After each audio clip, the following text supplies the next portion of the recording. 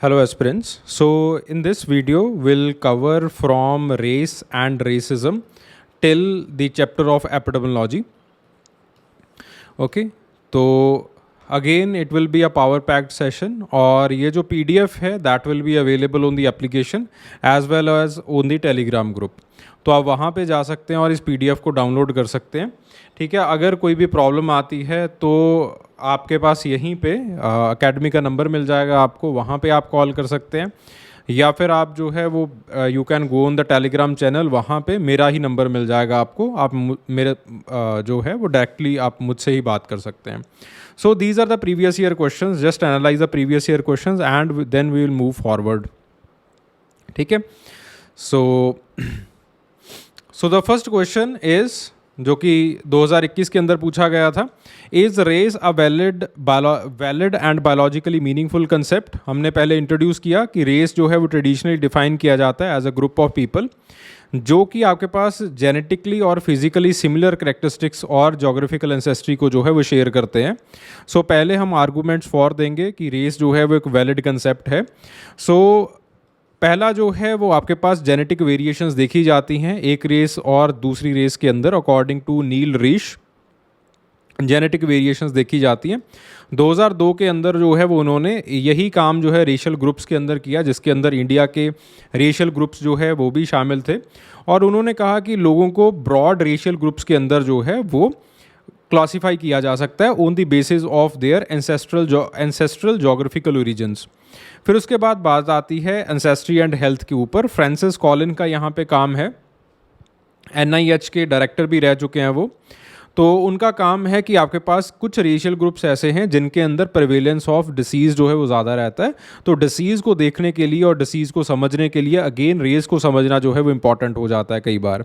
सो Collins का काम जो है वो ह्यूमन जीनोम प्रोजेक्ट के ऊपर भी था. तो उन्होंने BRCA1 जीन को जो इंसिडेंट है वो एज एन एक्यूज के अंदर ज़्यादा दिखाया था और उन्होंने कहा था कि एंसेस्ट्री के ऊपर जो है वो अगेन हेल्थ इंडिसेस जो है वो वेरी करते हैं. देन उसके बाद ह्यूमन एवोल्यूशन. सो एलन विल्सन का काम है इसके अंदर ही इम्यूनोलॉजिकल एसेज वगैरह के अंदर कि आपके पास जो है वे ह्यूमंस और एप्स जो है they diverged from 4 to 5 million years ago. और आपके पास जो है वो the humans they have different biological markers और आपके पास जो चिंपैंजीज हैं या फिर आपके पास बाकी एप्स हैं उनके जो बायोलॉजिकल मार्कर्स हैं वो दे आर एंटायरली डिफरेंट. तो ये बताता है कैसे आपके पास जो बायोलॉजिकल मार्कर्स हैं वो एंसेस्ट्री के ऊपर डिफरेंशिएट जो है वो किए जा सकते हैं. देन उसके बाद बात आती है फिजिकल एंथ्रोपोलॉजी की.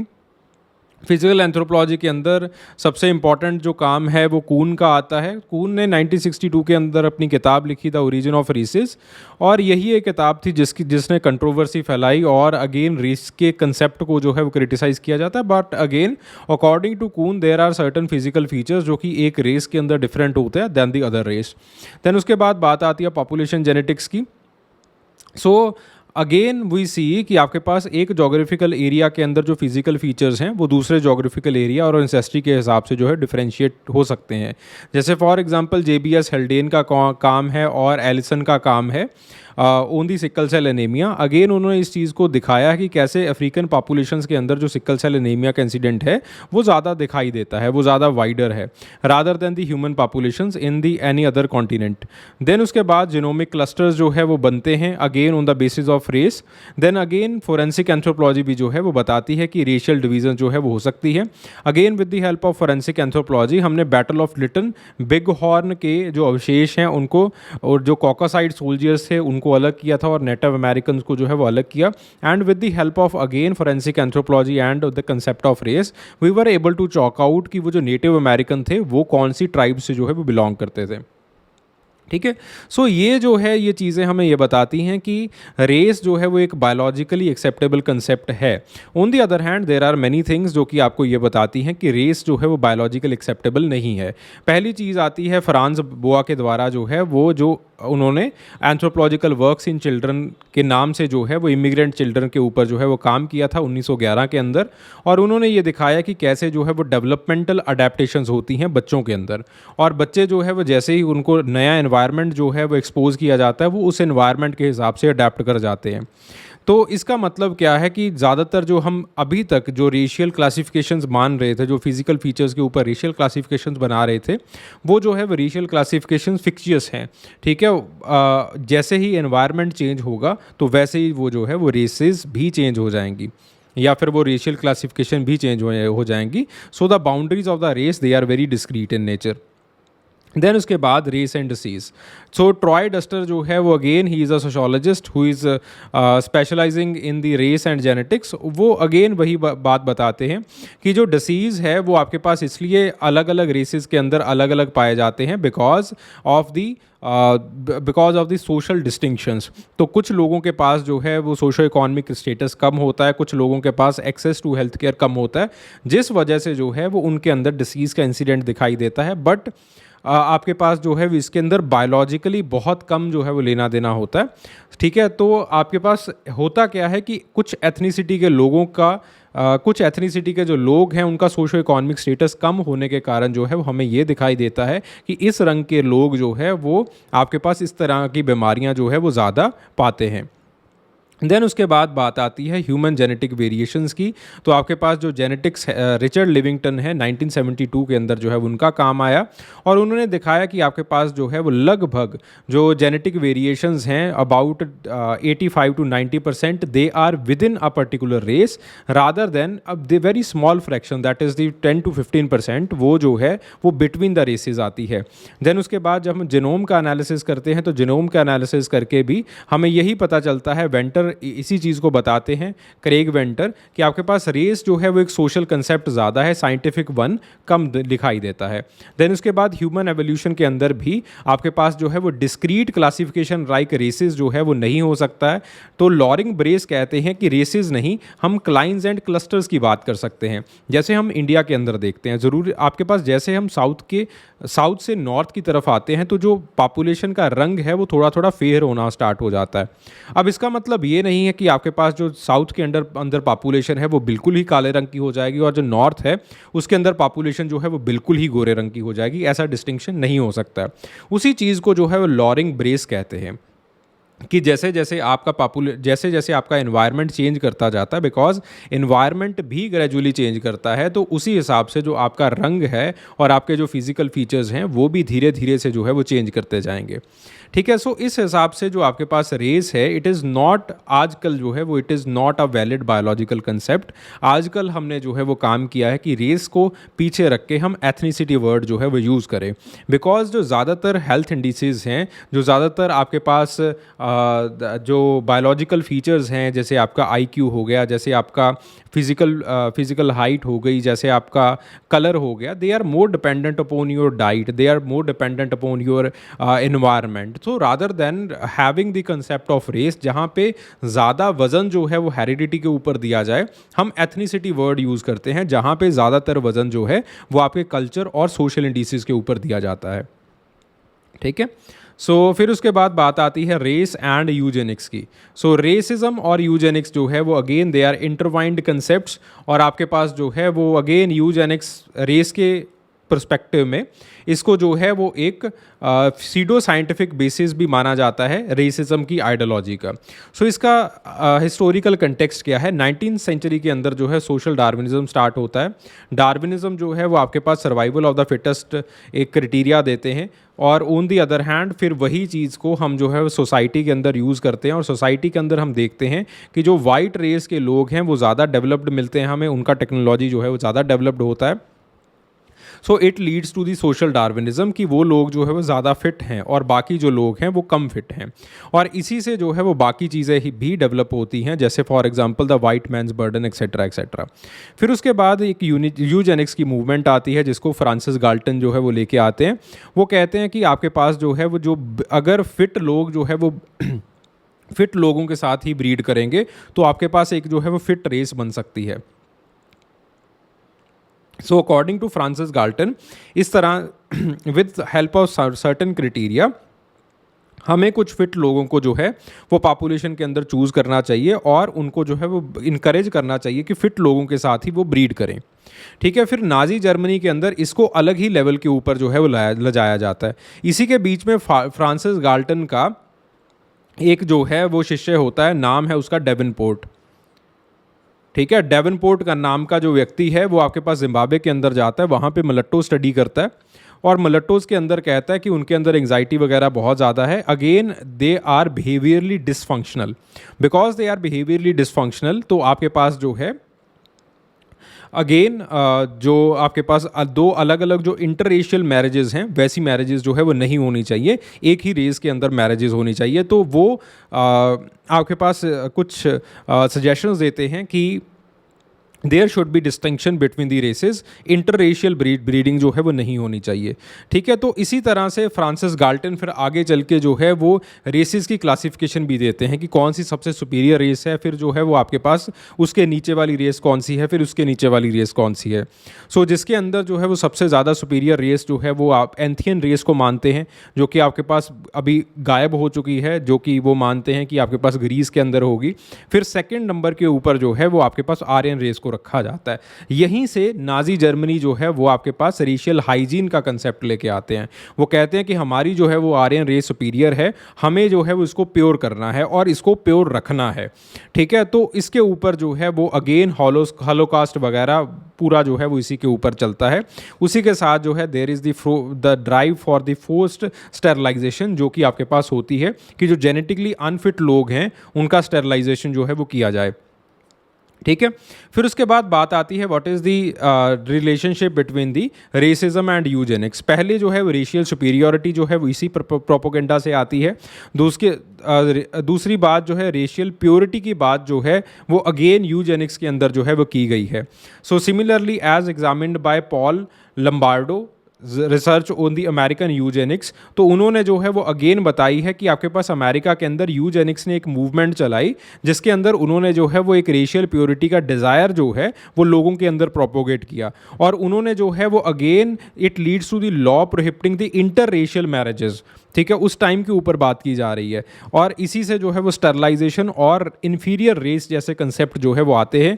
देन उसके बाद socio political control. So again Troy Duster जो है वो अपनी किताब लिखते हैं द बैकडोर टू यूजेनिक्स, उसके अंदर वो बताते हैं कि कैसे जो है वो जो रेसिज्म है और यूजेनिक्स जो है वो सोशो पॉलिटिकल टूल बन जाता है ताकि लोगों को जो है वो कंट्रोल किया जाए, लोगों के ग्रुप्स को जो है वो कंट्रोल किया जाए। ठीक है, देन उसके बाद the biased scientific inquiry. So measurements of man जो है वो आपके पास स्टीफन जे गोल्ड ने लिखी है। अगेन उसके अंदर उन्होंने बताया कि किस तरह से जो क्रेनियोमेट्रिक मेजरमेंट्स हैं उनको जानबूझ के जो है वो मिसगाइड किया गया, उनको जानबूझ के जो है वो मिसकैलकुलेट किया गया ताकि लोगों को ये बताया जा सके कि there is a superior race and there is an inferior race. ठीक है, देन इसी वजह से जो है there were certain medical abuses that were done. सबसे जो खतरनाक स्टोरी है मेडिकल एब्यूसेस की, that is the Tuskegee syphilis study, जिसके अंदर जो है वो जानबूझ के अफ्रीकन अमेरिकन लोगों के अंदर जो है वो सिफिलिस को इंट्रोड्यूस किया गया था, सिफिलिस को जो है वो डाला गया था। सो अगेन इससे आपको ये पता चलता है कि कैसे जब आप यूजेनिक्स जैसी मूवमेंट को, जो कि अगेन जिसके बेसिस जो है वो सीडो साइंटिफिक रहते हैं, ऐसी मूवमेंट को जब आप रेसिज्म कि आइडियोलॉजी के ऊपर उतार देते हो तो it may lead to the ethical issues. Ethical issues क्या, it may lead to the human right issues. ठीक है, देन आपके पास इसी का जो है वो इम्पैक्ट इमिग्रेशन पॉलिसीज़ के ऊपर भी पड़ता है। कुछ सीडो साइंटिफिक रेशियल टपोलॉजीज जो है वो भी बननी स्टार्ट हो जाती हैं। It leads to the genetic existentialism, जिसके अंदर जो है वो आप इस चीज़ के ऊपर आ जाते हो कि अगर आपके पास इस चीज़ के जीन्स होंगे तब आप फिट होंगे, अगर जीन्स नहीं है तो आप जो है वो अनफिट हो जाएंगे। This is known as genetic existentialism. Again जिन लोगों के पास पैसे होंगे आगे आने वाले टाइम में, वो रिकम्बिटेंट डीएनए टेक्नोलॉजी वगैरह से जो है वो उन चीज़ों का बेनिफिट उठा पाएंगे। बाकी लोग जो है जो नहीं उठा पाएंगे तो उनके अगेन इसके सोशो इकोनॉमिक इम्प्लीकेशंस मिलेंगे कि उनको जो है वो नौकरी नहीं मिलेगी, उनको जो है पिछड़ा माना जाएगा, ऐसी चीज़ें जो है वो होनी शुरू हो जाएंगी। अगेन इनका जो बेसिस है वो यूजेनिक्स से बनता है। ठीक है, जेनेटिक सर्विसेज वगैरह के अंदर जो है वो अगेन डिस्क्रिमिनेशन जो है वो दिखाई देता है, all due to because of these facts. ठीक है, सो इस तरह से जो आपके पास यूजेनिक्स है और जो रेसिज्म के कंसेप्ट्स हैं, दे आर इंटरवाइंड। आपके पास यूजेनिक्स ने रेसिज्म को जो है वो खूब पुश दिया है, और आजकल जो है वो रेसिज्म यूजेनिक्स की मूवमेंट को जो है वो पुश दे रहा है। ठीक है जी। फिर उसके बाद with the reference to the somatoscopic and the morphometric characteristics commonly used for the racial classification, make the critical comments as to whether the race it's a valid concept or not। ठीक है जी। तो आपके पास जो है वो कॉकासाइड race, इसके अंदर जो स्मैटोस्कोपिक करेक्टरिस्टिक्स हैं वो हमने लिख दिए, मॉर्फोमेट्रिक करेक्टरिस्टिक्स को लिख दिया। फिर उसके बाद जो है वो अगेन नीग्रोइड के अंदर ऐसा ही किया, जस्ट इसको एक बार रीड कर लीजिएगा। मंगलोइड्स के अंदर भी हमने जो है वो ऐसा ही किया। अब बात आती है criticism of using these characteristics of classification. So जो पहली चीज़ आती है that is the limited variation that is captured here. So again आपके पास जो है वो रिचर्ड लेविंगटन इस चीज़ को बताता है कि जो रेशियल क्लासिफिकेशन है वो जेनेटिक डाइवर्सिटी का सिर्फ 5 से लेके 10% एरिया ही कैप्चर कर पाते हैं। देन उसके बाद जो है वो there is a large amount of non concordance of the traits, कि ज़रूरी नहीं कि जिनके पास जो है वो नीली आंखें होंगी उनका रंग सफ़ेद होगा और ब्लॉन्ड जो है वो हेयर होंगे, और बिल्कुल वेवी हेयर ही जो है वो उनके अंदर मिलेंगे। उनका नाक भी जो है वो तीखा होगा और उनका जो फेस है वो भी लंबा होगा। ऐसा बिल्कुल ज़रूरी नहीं है। हो सकता है कि आपके पास मिक्स्ड ट्रेड्स आएँ, ज़्यादातर जो है वो आपके पास मिक्स्ड ट्रेड्स ही आते हैं। ठीक है। तो आपके पास एक नॉन कॉन्कॉर्डेंस जो है वो ट्रेड्स का दिखाई देता है। देन उसके बाद जो है वो रेशियल क्लासिफिकेशन के अंदर there is over emphasis on the external appearance. जो आपके पास सीरोलॉजिकल ट्रेड्स है वो बहुत कम मेजर किए जाते हैं, बिकॉज उनको मेजर करना बहुत डिफिकल्ट भी है। जो जेनेटिक ट्रेड्स हैं उनको भी बहुत कम जो है वो मेजर किया जाता है। फिर उसके बाद बात आती है रेस इज़ अ मिथ।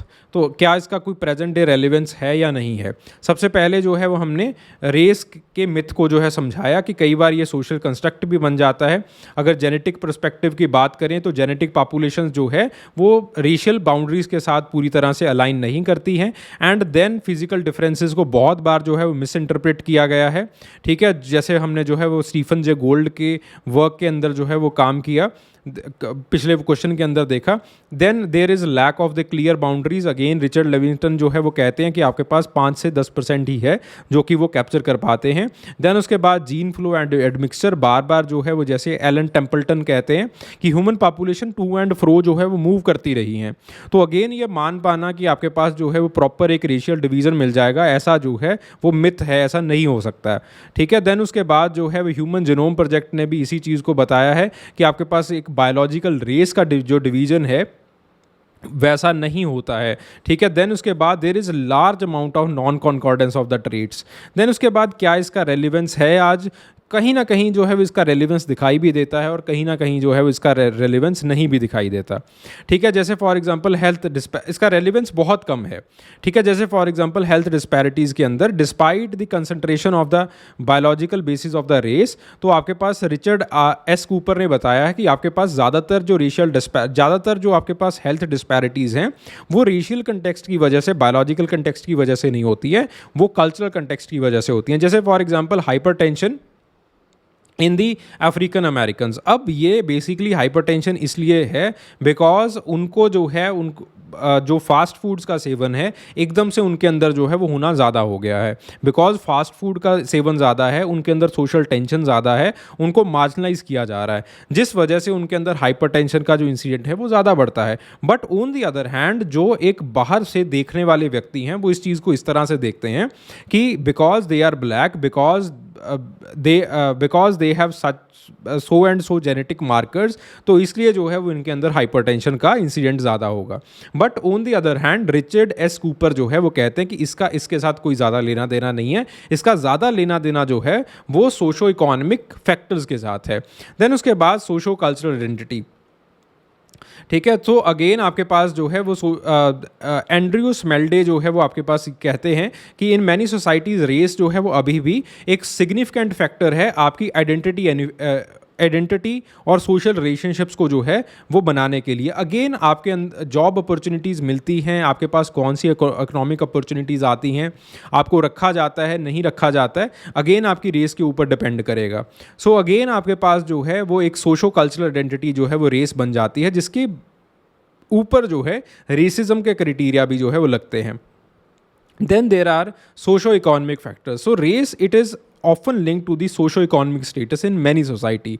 जैसे फॉर एग्जांपल सोशल साइंटिस्ट है जूल्स विल्सन WJ विल्सन, तो उन्होंने जो है racial inequality in United states के अंदर काम किया कि आपके पास ज़्यादातर एक तरह के रेस के लोग जो है वो अर्बन पॉवर्टी के अंदर जो है रहते हैं। देन उसके बाद रेशियल प्रोफाइलिंग, सो देन उसके बाद फार्माको जेनोमिक्स, जस्ट इसको एक बार रीड कर लीजिएगा। इसके अंदर बेसिकली मैंने यही बताया है कि कैसे जो है वो race, it is not a biologically, ज़्यादा जो है वो बायोलॉजिकल कंसेप्ट नहीं है, ज़्यादा जो रेलिवेंस वाला कंसेप्ट नहीं है, लेकिन इसको जो है वो जानबूझ के रेलिवेंस जो है वो दिया जाता है, क्योंकि आपके पास जो है वो एक तरह की रेस के लोग जो है they are socially culturally marginalised, उनके पास जो है वो हेल्थ का एक्सेस नहीं होता है, उनको जो है वो सोशल इनजस्टिस को फेस करना पड़ता है।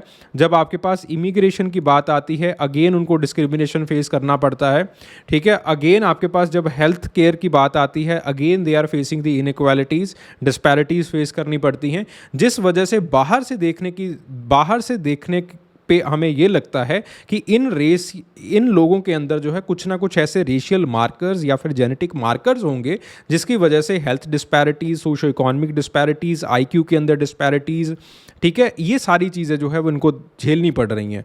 तो हम इनको जो है वो बायोलॉजिकली वैलिड मानते हैं, ठीक है। But on the other hand it is not the biological phenomena, rather it is the socio cultural phenomena, ठीक है। सो उन्हीं चीज़ों को जो है वो मैंने ऊपर लिखा है, ठीक है। देन उसके बाद बात आती है the concept of race, so just read it yourself, ठीक है। ऊपर जो है वो हमने इसके ऊपर बहुत बात कर ली है। देन उसके बाद explain the role of heredity and environment in the formation of the races. So सबसे पहले बात आती है role of heredity. Genetic variations जो है वो हेरिडिटी के साथ होती है, जैसे रिचर्ड लिविंगटन कहते हैं कि आपके पास जो है वो अगेन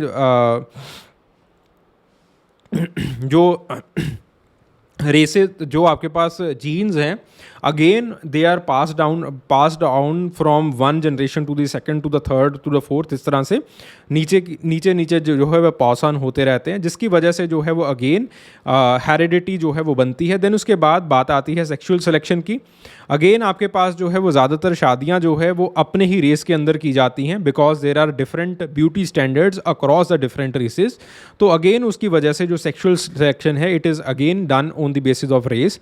फिर उसके बाद बात आती है फाउंडर इफेक्ट की, जैसे फॉर एग्जांपल एज़नेकी ज्यूज़ के अंदर हमें मिला है। सो बहुत छोटी सी पॉपुलेशन जो है वो एज़नेकी ज्यूज़ की अमेरिका के अंदर आके बस गई और उन्होंने अपने ही अंदर शादियां की, बिकॉज अगेन सेक्सुअल सिलेक्शन जो है वो उसी रेस या फिर उसी कम्युनिटी के अंदर होता है ज़्यादातर। तो ये देखा जाता है कि आपके पास इन ब्रीडिंग की वजह से उसके अपने ही जो है वो अलग से फीचर्स, उस पर्टिकुलर पॉपुलेशन के अलग से जो है वो फीचर्स दिखाई देना शुरू हो जाते हैं। देन उसके बाद आइसोलेशन एंड इन ब्रीडिंग। ज़्यादातर ये देखा जाता है दैट हिस्टोरिकली एक पर्टिकुलर रेस जो है वो एक आइसोलेटेड जोग्राफिकल बाउंड्री के अंदर रहती है, एक अलग तरह के इन्वायरमेंटल नीश के अंदर रहती है, जिसकी वजह से अगेन कुछ तरह के जो जीन्स हैं वो मैग्नीफाई हो जाते हैं और again it makes the distinction from the other population. Then उसके बाद mutation, because you are living in a very geographically distinct entity, distinct area, और वहाँ पे इन्वायरमेंट भी डिफरेंट है, और बिकॉज वहाँ पे इन्वायरमेंट डिफरेंट है you are going to get certain mutations and then you are in breeding also. तो उस इन ब्रीडिंग की वजह से जो है दोबारा फिर से आपके पास कुछ ऐसे फिजिकल ट्रेट्स जो है मैग्नीफाई होंगे जो कि आपको दूसरी पॉपुलेशंस के साथ जो है वो अलग बना देंगे, ठीक है। So this is highlighted by the Kenneth Kidd. देन उसके बाद बात आती है अडेप्टिव ट्रेड्स की। सो अगेन जो आपके पास एंथ्रोपोलॉजिस्ट जैरेड डायमंड का काम है, तो उन्होंने मलेरिया का एग्जांपल जो है वो लिया है कि आपके पास जब आप अलग से एक जोग्राफी के अंदर रहते हो, अलग से जो है वो आपके पास म्यूटेशंस आती हैं, अलग से जो है वो आपका खान पान होता है, अलग कल्चरल अडेप्टेशंस होती हैं, तो आपके पास जो है वो अपने ही अडेप्टिव ट्रेड्स बन जाते हैं। जैसे फॉर एग्जाम्पल अफ्रीकन पॉपुलेशंस के अंदर सिकल सेल एनीमिया बना, जो आपके पास सेंट्रल एशिया के अंदर पॉपुलेशंस हैं उनके अंदर जो लैक्टोज टॉलरेंस है वो बना। तो हर एक पॉपुलेशन के अपने अपने अडेप्टिव ट्रेट्स रहते हैं, ठीक है। तो इस तरह से अपने ही पॉपुलेशन के अंदर अडेप्टिव ट्रेट्स आ जाते हैं जो कि आगे चलते हैं। म्यूटेशंस हर किसी के पास अपनी होती हैं जो कि अगेन दे आर इनहेरिटेड। फिर उसके बाद इन ब्रीडिंग की वजह से आपकी जो पॉपुलेशन के अंदर कुछ जीन्स की फ्रीक्वेंसी ज़्यादा हो जाती है। सिमिलरली आपके पास आइसोलेशन होता है जिसकी वजह से अगेन पॉपुलेशन जो जीन की जो डाइवर्सिटी है आपकी पॉपुलेशन के अंदर डिफरेंट होती है, ठीक है। तो इस तरह से आपके पास जो है वो you make the different genetic makeup then the other populations. उसी के साथ जो है there is the role of environment, जिसके अंदर नेचुरल सिलेक्शन आ जाता है, जिसके अंदर जेनेटिक अडेप्टेशंस आ जाते हैं, ठीक है। वही सारी ऊपर वाली चीज़ें, जैसे फॉर एग्जांपल आपके पास एल्टीट्यूड की बात आए तो जैसे सिंथिया बील्स ने जो है वो एक जीन देखा that is known as EPAS1 gene. EPAS1 gene and 2 gene variant they are present in the Tibetan and the Indian populations, ठीक है। अगेन ये जो है वो आपके पास इस जीन का ये काम होता है कि आपके जो ब्रीथिंग पैटर्न है उसको ये और ज़्यादा रोबस्ट कर देते हैं। आपका जो डेवलपमेंट है चेस्ट एरिया का उसको और ज़्यादा रोबस्ट कर देते हैं, जिसकी वजह से जो होमोग्लोबिन का कंसंट्रेशन है वो इन पॉपुलेशंस के अंदर ज़्यादा मिलता है, ठीक है। So again because of the environment, because of the genetic adaptations ये सारी चीज़ें मिली हैं आपको। देन उसके बाद सिमिलरली जो स्कैंडिनेवियन पॉपुलेशंस हैं वहाँ पे डेल्टा 32 म्यूटेशन जो है वो मिलता है।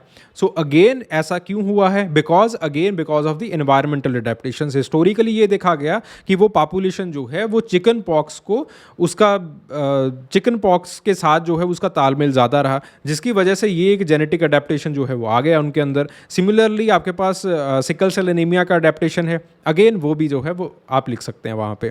देन उसके बाद there are certain dietary influences. So the local environment and the availability of the food resources, according to the anthropologist Barry Boggins, आपके पास जो है वो आपका बॉडी साइज, स्टेचर वगैरह जो है वो इन्फ्लुएंस कर सकता है। जैसे for example take the case of the central Asian population. तो सेंट्रल एशियन पॉपुलेशंस का जो स्टेचर है बड़ा होने का कारण यही है कि हिस्टोरिकली जो प्रोटीन है और जो कार्बोहाइड्रेट है उनकी किल्लत नहीं रही। क्यों? क्योंकि because they had the lactose tolerant genes, they were more lactose tolerant then any other population, तो उनके अंदर कोई इशू नहीं रहा है।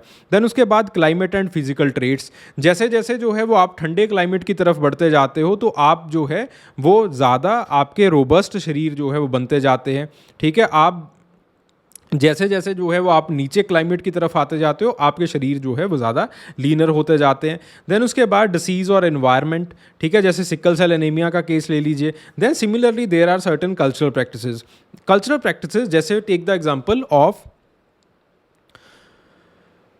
Example of the Papua New Guinea tribes. अब जो पापुआ न्यू गिनी ट्राइब्स हैं उनके अंदर कुछ जेनेटिक वेरिएशंस मिलते हैं जिनकी वजह से जो है they had the resistance towards the prion disease, ठीक है। बिकॉज उनको जो है वो जब वो हंटिंग गैदरिंग करते हैं तो हंटिंग गैदरिंग के अंदर जब हंट करते हैं, खास करके जब स्मॉल गेम हंट करते हैं, तो आपके पास जो है वो प्रियन डिसीज़ का मतलब क्या होता है, जो आपके पास ऊपर खूब जो ब्रेन रिलेटेड इन्फेक्शन डिसीजेज होते हैं उनका खतरा जो है वो उनके अंदर बढ़ जाता है। तो नेचर ने क्या किया है, कुछ ऐसा म्यूटेशन उनके अंदर ज़्यादा बढ़ाया है जिसकी वजह से जो है they have resistance towards the prion disease. But on the other hand it has the deleterious effects or the disadvantageous effects on their longevity, ठीक है। तो वो बहुत जल्दी जो है वो उनकी डेथ हो जाती है, नेचुरल कारणों के कारण जो है वो डेथ हो जाती है। बिकॉज एक तरफ जो है वो उस जीन ने आपका फिटनेस लेवल बढ़ाया है according to the environment, but जैसे ही आप ओल्ड होना स्टार्ट कर देते हो वो जीन बहुत जल्दी से जो है वो आपका बॉडी शट डाउन कर देती है, ठीक है। तो इस तरह से जो है वो आपके पास एक जीन और एनवायरनमेंट का इंटरेक्शन रहता है, जिस वजह से आपकी जो है वो हर एक रेस के अंदर या फिर हर एक एथनिसिटी के अंदर अलग अलग जो ट्रेट्स हैं, अलग अलग जो जेनेटिक जो फीचर्स हैं वो पाए जाते हैं, ठीक है। देन उसके बाद differentiate between the race and racism. अब इसको खुद पढ़ लीजिएगा और आपके पास 3 अलग अलग मेजर रेसेस कौन सी होती हैं और आपके पास क्या क्या बायोलॉजिकल उसके क्राइटेरिया हैं, ठीक है। तो इसके अंदर बेसिकली मैंने इसको जो है वो लिखा है, जस्ट रीड इट योरसेल्फ, ठीक है।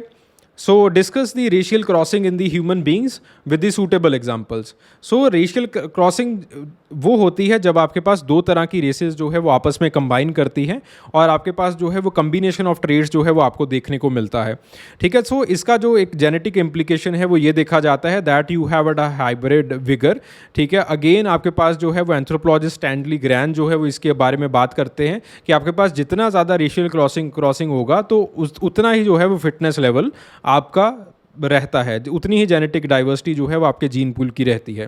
Then again take the case of the genetic disorders, again genetic disorder की जो प्रोबेबिलिटी है वो कम हो जाती है। जैसे फॉर एग्जांपल आजकल जो जेनेटिक काउंसलर्स हैं वो उन्होंने एज एन ज्यूज़ को ये स्पेसिफिकली कहना स्टार्ट कर दिया है कि आप जो है वो नॉन जू पॉपुलेशन के साथ अगर आप ब्रीड करते हैं, उनके साथ शादी करते हैं, तो आपके पास जो है वो जेनेटिक डिसीजेस का इंसिडेंट होने की प्रोबेबिलिटी कम हो सकती है।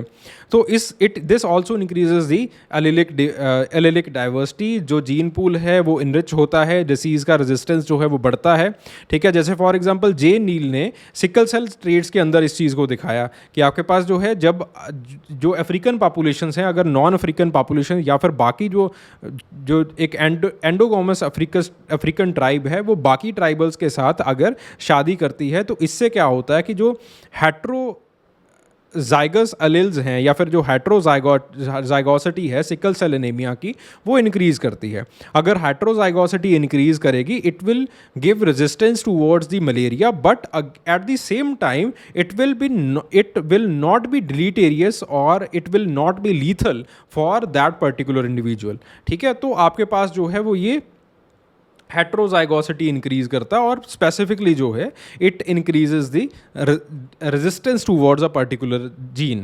देन उसके बाद हेल्थ डिस्पैरिटीज़ जो है वो अगेन अगर आपके पास बेनिफिशियल जीन्स वगैरह आ रहे हैं तो अगेन हेल्थ डिस्पैरिटीज़ भी आप जो है वो सिंगल आउट कर सकते हो, वो भी जो है वो ठीक हो सकती हैं। देन उसके बाद सोशल इम्प्लीकेशंस क्या हैं इसके, सोशल स्टिग्मा फेस करना पड़ता है, जैसे मलट्टोज़ को फेस करना पड़ा साउथ अफ्रीका के अंदर, ठीक है।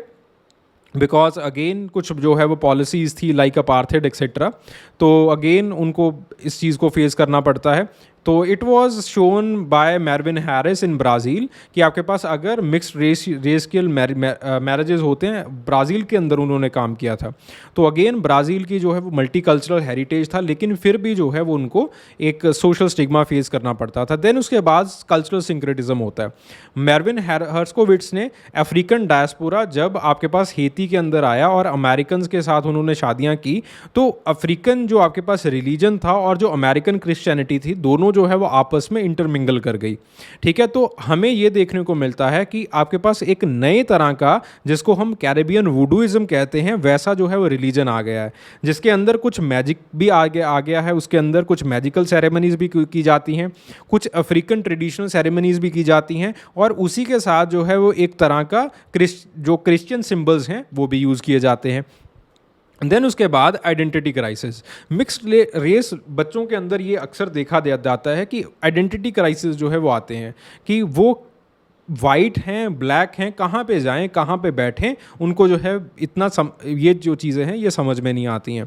देन उसके बाद जो है societal progress, so again it leads to the inclusivity और सोसाइटल प्रोग्रेस के दरवाजे जो है वो खुलते हैं। देन उसके बाद इट में रेशियल रिलेशंस जो है वो उसके ऊपर इम्पैक्ट पड़ सकता है, the influencing the issues like social cohesion, racial tension and the societal hierarchy, ठीक है। सो अगेन इसके जो है वो लीगल और पॉलिटिकल इम्प्लीकेशंस होते हैं, जस्ट इसको एक बार रीड कर लीजिएगा। These are the examples Afro Brazilians and Metis people, ठीक है। सो देन उसके बाद is race a valid concept, और इसको क्या जो है वो इंडियन कंटेक्स्ट के अंदर यूज़ कर सकते हैं या नहीं यूज़ कर सकते। सो रेस के कंसेप्ट को पहले तो जो है वो हमने देखा कि आपके पास इसको सोशल कंस्ट्रक्ट ही ज़्यादातर जो है वो माना जाता है, और क्योंकि रेसेस जो है वो बहुत ज़्यादा फ्लूइड हैं और एक दूसरे के साथ जो है वो ओवरलैप करती हैं, और इंडिया के कंटेक्स्ट के अंदर जो है वो ये बिल्कुल बात सही है, बिल्कुल सही बात है, ठीक है। तो आपके पास जो है रेशियल क्लासिफिकेशन इंडिया के अंदर कौन कौन सी हुई हैं उनको हमने लिखा है। तो आपके पास होप हर्बर्ट रिस्ले की क्लासिफिकेशन आती है। इंडिया को जो है वो 7 प्राइमरी फिजिकल टाइप्स के अंदर जो है वो उन्होंने डिवाइड किया है। Dravidian, Indo Aryan type, Mongoloid type, Aryan Dravidian, ठीक है, Aryo Dravidian, Mongolo Dravidian, Scytho Dravidian, और आपके पास जो है वो तुर्को आर्यनियन, तुर्को ईरानियन, ठीक है।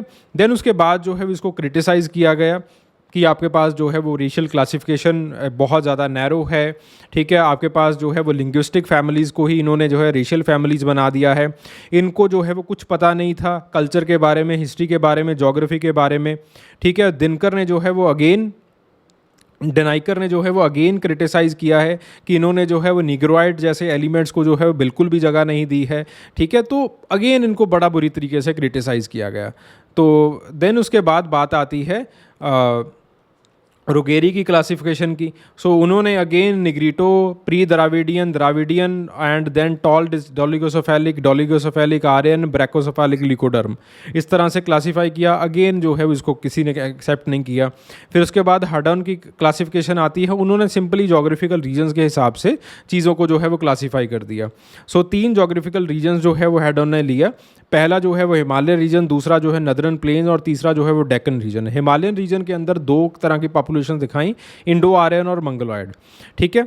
Again this was a very over simplified classification, ऐसा जो है वो आप नहीं कर सकते। हिमालय के अंदर ही there are many racial types अगर आप डिवाइड करने बैठे तो, ठीक है। नदर्न प्लेन के अंदर सिर्फ एक ही रेस को रखा गया, that is the Indo Afghan racial group. Then उसके बाद सदर्न प्लेट्यू के अंदर Negrito, pre Dravidian, Dravidian, brachycephalic, western brachycephalic को जो है वो इन्होंने यहाँ पे रखा, ठीक है। देन उसके बाद एक डस्ट की आती है, ज़रूरत नहीं है इसको। देन उसके बाद बी एस गुहा की रेशियल डिवीज़न आती है। बी एस गुहा ने कुछ रेशियल एलिमेंट्स जो है वो आइडेंटिफाई किए। पहला निग्रिटो रेशियल एलिमेंट जो कि आपके पास इरुलास के अंदर, कडल्स के अंदर और पनियंस के अंदर जो है वो देखा जाता है, ठीक है। देन उसके बाद बात आती है प्रोटो एस्ट्रॉयड एलिमेंट्स की। प्रोटो एस्ट्रॉयड जो कि आपके पास जो है वो ओरन्स के अंदर, संतल्स के अंदर, मुंडास के अंदर, क्रुम्बास के अंदर, भील्स के अंदर, खोल्स के अंदर, येरुवास के अंदर देखे जाते हैं। देन उसके बाद बात आती है मंगलोइड्स की। मंगलोइड्स को 2 सब ग्रुप्स के अंदर डिवाइड किया गया है। One is the Palaeo Mongoloid, other is the Tibeto Mongoloid. Palaeo Mongoloid के दोबारा फिर से 2 ग्रुप्स के अंदर डिवाइड किया गया है, long headed and broad headed. Tibeto Mongoloid जो है वो ऐसे मंगलोइड फीचर हैं जिनका स्टेचर टॉल है, जो स्किन है वो लाइट ब्राउन है, जो कि भूटान और सिक्किम के अंदर जो है वो देखे जाते हैं।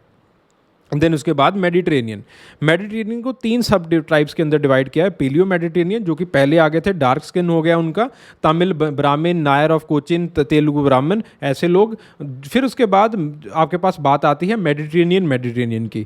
ऐसे लोग जो कि जो है वो उत्तर प्रदेश, बॉम्बे, वेस्ट बंगाल, मालाबार के अंदर बसे हुए हैं, जैसे for example Brahmins of Allahabad, जैसे फॉर एग्जाम्पल बंगाली ब्राह्मण, ठीक है। देन उसके बाद बात आती है ओरिएंटल टाइप की, जैसे पंजाबी क्षत्रिय, ठीक है, बनिया ऑफ राजपुताना, पठान, तो जिनका जो है वो कन्वेक्स नोज जो है दिखाई देता है, they are the oriental type. फिर उसके बाद 5वीं क्लासिफिकेशन आती है वेस्टर्न ब्रैकिसेफेलिक। वेस्टर्न ब्रैकिसेफेलिक को अगेन 3 पार्ट्स के अंदर डिवाइड किया गया है, एल्पोनॉइड, डेनारिक, आर्मोनॉइड। एल्पोनॉइड जो है वो जिनके ब्रॉड हेड हैं, मीडियम स्टेचर है, जैसे for example Kayasth of Bengal, Bania of Gujarat, ठीक है, जिनका लाइट स्किन है, बॉडी हेयर जो है थोड़े से आपके पास जो है वो अबंडेंट दिखाई देते हैं। देन उसके बाद बात आती है डेनारिक्स की। ब्रॉड हेड है, हाई वॉल्ट है, लेकिन कन्वेक्स नोज जो है वो वैसा दिखाई देता है, जैसे ब्राह्मण ऑफ बंगाल एंड मैसूर। देन उसके बाद बात आती है आर्मोनॉइड्स की। आर्मोनॉइड जो है वो जैसे फॉर एग्जांपल पारसीज आ गए, पारसीज ऑफ बॉम्बे, ठीक है, बंगाली वाद्या आ गए, तो ये जो है वो आपके पास आर्मोनॉइड्स का एग्जाम्पल आ जाता है। देन उसके बाद बात आती है नॉर्डिक्स की, जो कि आपके पास जो है वो अगेन कायस्थान, पंजाब, राजपुताना के एरिया के अंदर जो है दिखाई देते हैं, ब्लू आइज हैं इनकी।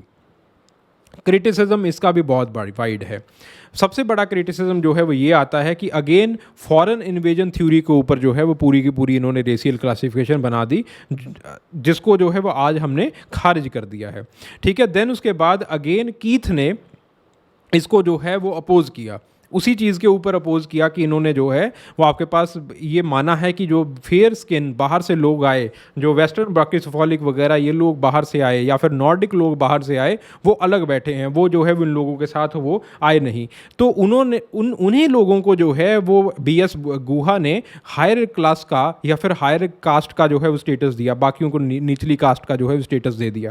सो एक ऐसा जो चीज़ है वो इनके अंदर दिखाई देती है। ठीक है, देन उसके बाद जो है वो जो ब्रैकिसेफेलिक्स का जो इन्होंने डिवीज़न बताया है वो सरकार ने खारिज कर दिया कि ऐसा नहीं था। अगेन नीग्रोइड एलिमेंट्स को जो है वो अगेन सरकार ने जो है वो अपोज किया है, बड़े बुरी तरह से अपोज किया कि आपके पास जो नीग्रोइड एलिमेंट्स हैं वो असल में नीग्रोइड एलिमेंट्स नहीं है, they are the environmental adaptations of the proto Australoid elements.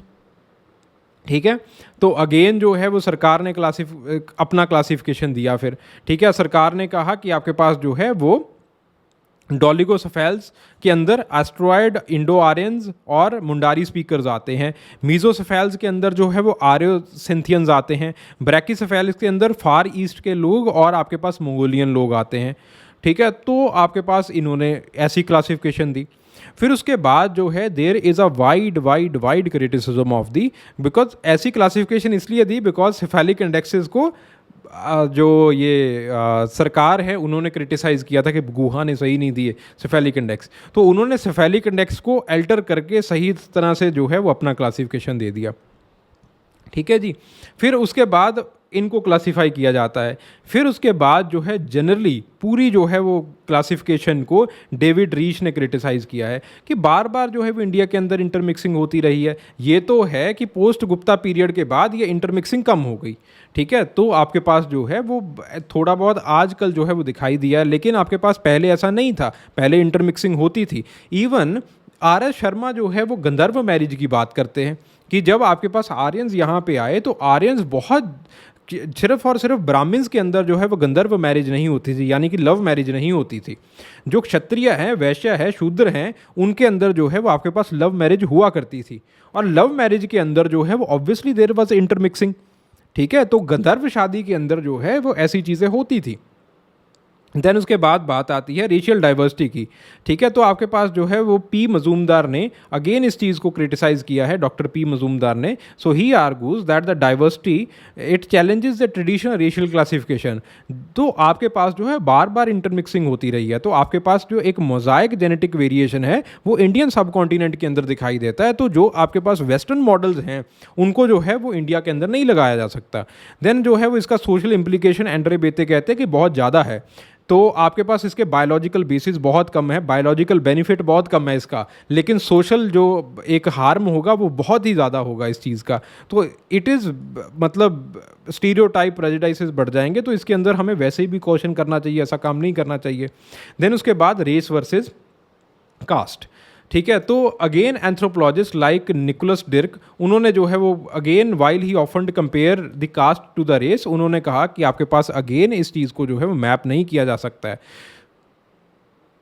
Cultural overlaps बहुत ज़्यादा हैं, आपके पास हिस्टोरिकल कंटिजेंसीज बहुत ज़्यादा हैं।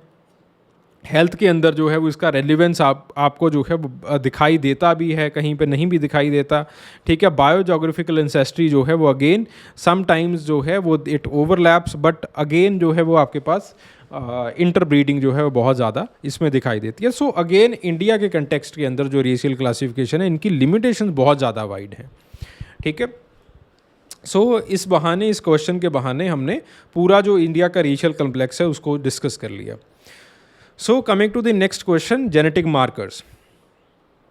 So what do you understand by the blood group system? और आपके पास जो HLA है, क्या उसको जो है वो ब्लड ग्रुप एंटीजन सिस्टम के अंदर रखा जा सकता है या नहीं रखा जा सकता है? तो सबसे पहले जो है वो हमने ब्लड ग्रुप सिस्टम को बताया। सबसे पहले हमने ABO ब्लड ग्रुप सिस्टम लिखा, RH ब्लड ग्रुप सिस्टम लिखा, फिर उसके बाद HLA blood group HLA system को जो है वो समझा दिया कि आपके पास जो है ये क्रोमोसोम 6 के ऊपर जो है वो HLA सिस्टम रहता है, जिसके ऊपर जो है वो HLA सिस्टम के ऊपर आपके पास मेजर हिस्टोबिलिटी कम्प्लेक्स जो है वो कोड किया जाता है। ठीक है, बिकॉज आपके पास जो जीन्स हैं और जीन्स का वेरिएशन जो है वो काफ़ी ज़्यादा वाइड रहता है, तो इस वजह से जो है HLA की जो डाइवर्सिटी है वो भी जो है वो काफ़ी ज़्यादा वाइड रहती है। ठीक है, तो HLA जो है वो बेसिकली जो आपके पास ब्लड के अंदर ल्यूकोसाइट्स हैं उनको मैनेज करता है, और आपके पास बाकी जो ABO ब्लड ग्रुप सिस्टम है वो RBCs के ऊपर रहता है, और RH भी जो है वो RBCs के ऊपर रहता है। ठीक है, और इसका जो अगेन फंक्शन है वो ये रहता है कि आपके पास जो बाहर वाले जो एंटीजन्स हैं, बाहर से जो आ रही हैं चीज़ें, उनको देखा जा सके और इम्यून रिस्पॉन्स को जो है वो ट्रिगर किया जा सके। Again there is a lot of variability, और इसी वेरिएबिलिटी को जो है वो हम आगे चल के देखेंगे। सो अगेन 2016 के अंदर जो है वो RH ब्लड ग्रुप के ऊपर जो है क्वेश्चन पूछा गया। सो RH ब्लड ग्रुप को जो है वो क्लासीफाई किया गया है on the basis of the RH factor. RH factor के अंदर दो मेजर एंटीजन्स देखे जाते हैं, RHD और RHCE। ठीक है, देन उसके बाद जो है वो आपके पास जो इसके जीनोटाइप्स देखे जाते हैं, that is the C, D and E। ठीक है, 3 तरह के अलेल्स जो है वो देखे जाते हैं इसमें। अगेन आपके पास इसका जो सिग्निफिकेंस है वो क्या रहता है, ब्रेन ब्लड ट्रांसफ्यूजन में रहता है, और आपके पास जो है वो एक मैटरनल फीटल मेडिसिन में जो है वो इसका सिग्निफिकेंस रहता है। ठीक है, इसको जेनेटिक मार्कर की तरह देखा जा सकता है या नहीं देखा जा सकता, इसके ऊपर जो है वो कुछ ऐसी स्टडीज़ जो है वो हमने की हैं कि ह्यूमन माइग्रेशंस के दौरान जो है वो आपके पास अगेन RH फैक्टर को मॉन्टाल और उसकी टीम ने जो है वो यूज़ किया था एज अ जेनेटिक मार्कर, और उन्होंने दिखाया था कि कैसे जो बास्क पॉपुलेशन है उसके अंदर RH नेगेटिव इसलिए ज़्यादा रहता है बिकॉज काफ़ी टाइम तक जो है वो पॉपुलेशन एक आइसोलेटेड जोग्राफिकल एरिया के अंदर ही, जिसकी वजह से RH नेगेटिव फैक्टर जो है वो उनके अंदर बढ़ गया, और आज जहाँ जहाँ पे वो पॉपुलेशन गई है वहाँ पे RH नेगेटिव जो फैक्टर है उसकी वेरिएशन बढ़ती चली गई है। ठीक है, तो बास्क पॉपुलेशन का जो अगर हम माइग्रेशन पैटर्न देखना चाहते हैं तो again RH negative blood group जो है वो उसको एज अ जेनेटिक मार्कर जो है वो बिलीव किया जाता है, माना जा सकता है। देन उसके बाद पॉपुलेशन जेनेटिक्स, सरफोजा का 1997 के अंदर जो है वो स्टडी आया था, जिसके अंदर उन्होंने RH को जो है वो अगेन फाइलोजेनिक ट्री को जो ह्यूमन फाइलोजेनिक ट्री है उसको समझने में जो है वो उन्होंने काम किया, और उनकी जो फाइंडिंग्स हैं it confirmed the out of Africa hypothesis. तो अगेन जो है वो उन्होंने दिखाया कि आपके पास जो है वो again RH negative RH negative जो है वो आउट ऑफ अफ्रीका जो है वो बढ़ता है। ठीक है, सो देन उसके बाद एंथ्रोपोलॉजिकल स्टडीज़, उसके अंदर भी जो है वो रेस और सिंजर ने जो है वो ऑस्ट्रेलियन एबोरिजिनल्स के अंदर दिखाया कि आपके पास जो है वो स्पेशल तरह का ब्लड ग्रुप सिस्टम जो है वो उनके अंदर ज़्यादा रहता है, जो एबोरिजिनल पॉपुलेशंस हैं, जैसे O ब्लड ग्रुप सिस्टम जो है वो ऑस्ट्रेलियन पॉपुलेशंस के अंदर, एबोरिजिनल पॉपुलेशंस के अंदर जो है वो ज़्यादा रहता है। ठीक है, सो सिमिलरली RH पॉजिटिव जो है वो ज़्यादा रहता है उन पॉपुलेशंस के अंदर। देन उसके बाद बात आती है मेडिकल जेनेटिक्स की। सो अगेन जो है वो आपके पास लेवाइन और उसकी टीम ने जो है वो एक इनकम्पैटिबिलिटी जो है वो दिखाई थी between the RH negative mother and the RH positive foetus, जिसकी वजह से जो है वो आपके पास again it may lead to the abortions etcetera. ठीक है, सो अगेन फॉरेंसिक्स के अंदर जो है वो ये स्टडी की जा सकती है इसकी। सो अगेन आपके पास जो है वो RH इनकम्पैटिबिलिटी के इफ़ेक्ट जो है वो क्या क्या दिखाई देते हैं। सो बेसिकली आपको जो है वो RH इम्यूनोग्लोबिन को एडमिनिस्टर करना पड़ता है to the RH negative mother, और आपके पास जो है ताकि प्रेगनेंसी रिलेटेड जो कॉम्प्लिकेशंस हैं वो ना आए। ठीक है, so this is nearly all about the RH blood group system. सब कुछ जो है वो हमने इंक्लूड करने की यहाँ पे कोशिश की। देन उसके बाद what is a genetic marker and ये यूज़फुल कैसे होते हैं। सो अगेन आपके पास जो है वो जेनेटिक मार्कर्स को दिखाया कि जेनेटिक मार्कर्स जो है वो ऐसे DNA मार्कर्स होते हैं जो कि कुछ पॉपुलेशंस के अंदर जो है वो ज़्यादा मिलते हैं और कुछ पॉपुलेशंस के अंदर कम मिलते हैं, जिसकी वजह से इंडिविजुअल टू इंडिविजुअल जो वेरिएशंस हैं वो बनाई जा सकती हैं। ठीक है, तो आपके पास जो जेनेटिक मार्कर्स हैं इनको अलग अलग तरह के होते हैं। SNP है, आपके पास STRs है, VNTRs हैं, और आपके पास SNVs हैं। सो what is the significance of the genetic markers, इनका सिग्निफिकेंस जो है वो जेनेटिक रिसर्च के अंदर आता है। तो अगेन उनके एप्लीकेशंस वगैरह मैंने लिखे हैं, जस्ट रीड इट योरसेल्फ। ठीक है, फोरेंसिक्स के अंदर इसका एप्लीकेशन रहता है, बायोजेनेटिक्स के अंदर रहता है, आर्कियोजेनेटिक्स के अंदर रहता है, और आपके पास एंसेस्ट्री ट्रेसिंग के अंदर जो है वो इसका एप्लीकेशन रहेगा। फिर उसके बाद बात आती है ब्लड ग्रुप सिस्टम्स को अच्छा जेनेटिक मार्कर क्यों माना जाता है। पहली चीज़ है कि आपके पास ये जो मेंडल के लॉज हैं उसको ओबे करते हैं। दूसरा जो है वो ज़्यादातर ये जो है वो स्टेबल रहते हैं, ये इन्वायरमेंट के साथ, डिसीज़ के साथ, एज के साथ जो है वो बदलते नहीं हैं। इसका जो पॉलीमॉर्फिज्म है वो अगेन आपके पास जो है there is high degree of polymorphism, variability that can be seen in the different populations, और अलग अलग रेसिस के अंदर भी क्लियर कट वेरिएबिलिटी जो है वो इनकी दिखाई देती है। देन उसके बाद बात आती है इसका यूनिवर्सल अकरेंस है, हर किसी के अंदर लगभग एबीओ ब्लड ग्रुप सिस्टम होगा। ठीक है, तो अगेन इसका एग्जाम्पल जो है वो हमने ह्यूमन पॉपुलेशंस के अंदर देखा, एंथ्रोपोलॉजी के अंदर दिखाया, आपके पास जो है वो डिसीज़ के अंदर देखा। जैसे फॉर एग्जांपल पॉपुलेशन जेनेटिक्स के अंदर हमने देखा कि बी अलेल जो है वो एशियन पॉपुलेशंस के अंदर ज़्यादा रहता है as compare to the European populations. ठीक है, तो आपके पास अगेन आपके पास RH negative blood group type जो है वो वेस्टर्न यूरोप के अंदर ज़्यादा रहता है। ठीक है, सो रेस का जो हमने ऊपर काम किया था उसी का एक्सटेंशन है ये। ठीक है, तो RH नेगेटिव का जो है वो ज़्यादा रहता है वेस्टर्न यूरोपियन पॉपुलेशन के अंदर। ठीक है, तो आपके पास जैसे जैसे आप ईस्ट के अंदर आते हो तो ये RH नेगेटिव जो है वो पॉजिटिव के अंदर बदलना शुरू हो जाता है। देन उसके बाद जो है वो अगेन ओ ब्लड ग्रुप जो है जहाँ पे पेप्टिक अल्सर का इंसिडेंट ज़्यादा आता है वहाँ पे ज़्यादा होता है। ए ब्लड ग्रुप जो है वो जहाँ पे गैस्ट्रिक कैंसर का इंसिडेंट ज़्यादा होता है वहाँ पे होता है। देन अगेन इसको पैटर्निटी टेस्टिंग वगैरह के अंदर यूज़ किया जा सकता है। फिर उसके बाद अगला सवाल, discuss the role of the ABO blood group system in the disputed paternity cases. So just इसको एक बार जो है वो रीड कर लीजिएगा। देन उसके बाद जो है role of ABO blood group system in the paternity testing. ठीक है, जस्ट इसको रीड कर लीजिए, कुछ नहीं है इसमें। सो अगेन वही केस स्टडीज़ वगैरह जो है वो हमने लिखी है। ठीक है, बेसिकली हम जो है पैटर्निटी एक्सक्लूजन कर सकते हैं इसके अंदर। हम पैटर्निटी ये नहीं देख सकते कि ये जो है वो फादर है ये मदर है, ऐसा नहीं देख सकते हैं। वो आपके पास जो है वो again with the help of DNA profiling ही होता है वो। ठीक है, ब्लड ग्रुप सिस्टम के साथ सिर्फ एक्सक्लूजन जो पैटर्निटी एक्सक्लूजन किया जा सकता है, यानी कि उन लोगों को देखा जा सकता है जो खामखा के बाप बने जा रहे हैं। ठीक है, सिर्फ उनको जो है वो हम बाहर निकाल सकते हैं, दैट इज़ इट। सिर्फ इतना सा ही जो है वो इसके अंदर इसका एक एप्लीकेशन रहता है। जो पैटर्निटी आइडेंटिफिकेशन का एनालिसिस है वो DNA मार्कर्स के ऊपर और आपके पास खास करके जो DNA प्रोफाइलिंग है उसी के साथ होता है। DNA मैपिंग वगैरह के साथ ही उसको जो है वो किया जाएगा। ओके, सो बच्चे कई बार जो है वो इसको जो पैटर्निटी एनालिसिस है उसके साथ जोड़ते हैं। सिर्फ एक्सक्लूजन की बात जो है वो यहाँ पे हो सकती है बड़े इफेक्टिवली। ठीक है, देन उसके बाद बात आती है give a comparative account on the variations in the haemoglobin level and the respiratory function in the population. ठीक है, तो होमोग्लोबिन लेवल इन्वायरमेंटल स्ट्रेस के ऊपर कैसे डिपेंड करता है। सो इसके अंदर जो है वो सिंथिया बील्स का काम है इंडियन पॉपुलेशन के अंदर, तिब्बतियन पॉपुलेशन के अंदर और इथोपियन पॉपुलेशन के अंदर। तो उन्होंने दिखाया कि कैसे जो है वो आपके पास जब इन्वायरमेंटल स्ट्रेस पड़ती है, खास करके high altitude environmental stress, low temperature का इन्वायरमेंटल स्ट्रेस और ऑक्सीजन का इन्वायरमेंटल स्ट्रेस, तो उससे जो है वो आपके पास कुछ सिंथिया बील्स की स्टडी जो है वो कहती है that it initiate certain developmental responses, जिसके अंदर जो है जो बच्चे ग्रो कर रहे होते हैं तो उनका जो चेस्ट का सरकमफेरेंस है वो पहले ग्रो करता है, फिर उसके बाद उनकी हाइट ग्रो करती है। ठीक है, जिसकी वजह से उनके अंदर जो होमोग्लोबिन लेवल होते हैं और उनके जो रेस्पिरेटरी फंक्शंस होते हैं वो ज़्यादा रोबस्ट हो जाते हैं।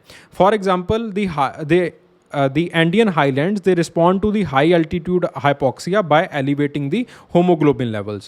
ठीक है, और आपके पास Tibetan highlanders they exhibit the increased ventilation. ठीक है, और उनका जो ऑक्सीजन सेचुरेशन लेवल है वो आपके पास ग्रो कर जाता है। बट आपके पास अगेन जो होमोग्लोबिन लेवल्स हैं उनका ज़्यादा कंसंट्रेशन जो है वो उनके अंदर नहीं दिखाई देता है। ठीक है, देन अगेन आपके पास जो आर्कटिक के अंदर लोग रहते हैं उनके अंदर जो है वो हायर बेसल मेटाबॉलिक रेट्स जो है वो दिखाई देते हैं। सो ये जो है वो आपके पास तिब्बतियन पॉपुलेशन के अंदर ऐसा कैसे हो पाता है, because of the gene called EPAS1 gene. ठीक है, ये जो है वो इनके अंदर पैदा रहती हैं, इनके अंदर जो है वो होती हैं। सो इसी तरह से जो है वो अलग अलग तरह के जेनेटिक मार्कर्स जो है वो अलग अलग पॉपुलेशंस के अंदर होते हैं, जिसकी वजह से उनके जो होमोग्लोबिन लेवल हैं और जो रेस्पिरेटरी फंक्शंस हैं वो आपके पास इंक्रीज जो है वो दिखाई देते हैं। ठीक है जी, देन उसके बाद the next question, genetics of HLA and the organ transplantation. So HLA जो है वो आपके पास एक ह्यूमन लुकोसाइट एंटीजन होते हैं जो कि 6th क्रोमोसोम के ऊपर जो है वो प्रेजेंट होते हैं, और ये जो है वो मेजर हिस्टोबिलिटी कम्प्लेक्स जो है वो बनाता है, और यही मेजर हिस्टोबिलिटी कम्प्लेक्स जो है वो बेसिकली बाहर के जो एंटीजन्स हैं उनको आइडेंटिफाई करता है और T सेल्स को जो है वो ट्रिगर करता है।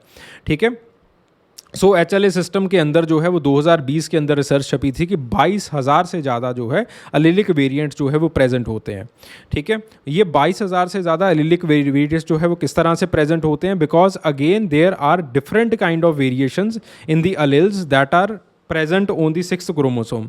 तो वो जो है वो अगेन जब आपके पास रिकम्बिनेशन होता है during the process of the reproduction, तो आपके पास उसकी वजह से जो है वो अलग बहुत तरह की जो है वो डाइवर्सिटी HLA मॉलिक्यूल्स की जो है वो बनती है। ठीक है, so case studies of HLA as a genetic marker, इसको जो है वो एक बार देख लीजिएगा।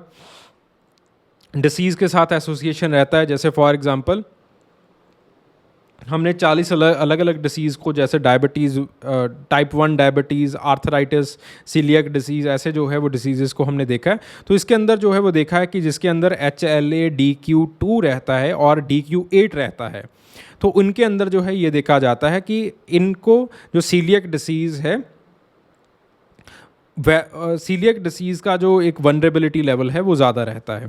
ठीक है, देन उसके बाद जो है पॉपुलेशन जेनेटिक्स के अंदर भी ये देखा जाता है कि आपके पास जो है वो पैसिफिक रीजन के अंदर जो है वो HLA डाइवर्सिटी को हम देख सकते हैं, सो एज़ टू मार्क कि किस तरह से जो है वो उनका माइग्रेशन हुआ है। सो जस्ट इसको एक बार जो है वो देख लीजिएगा।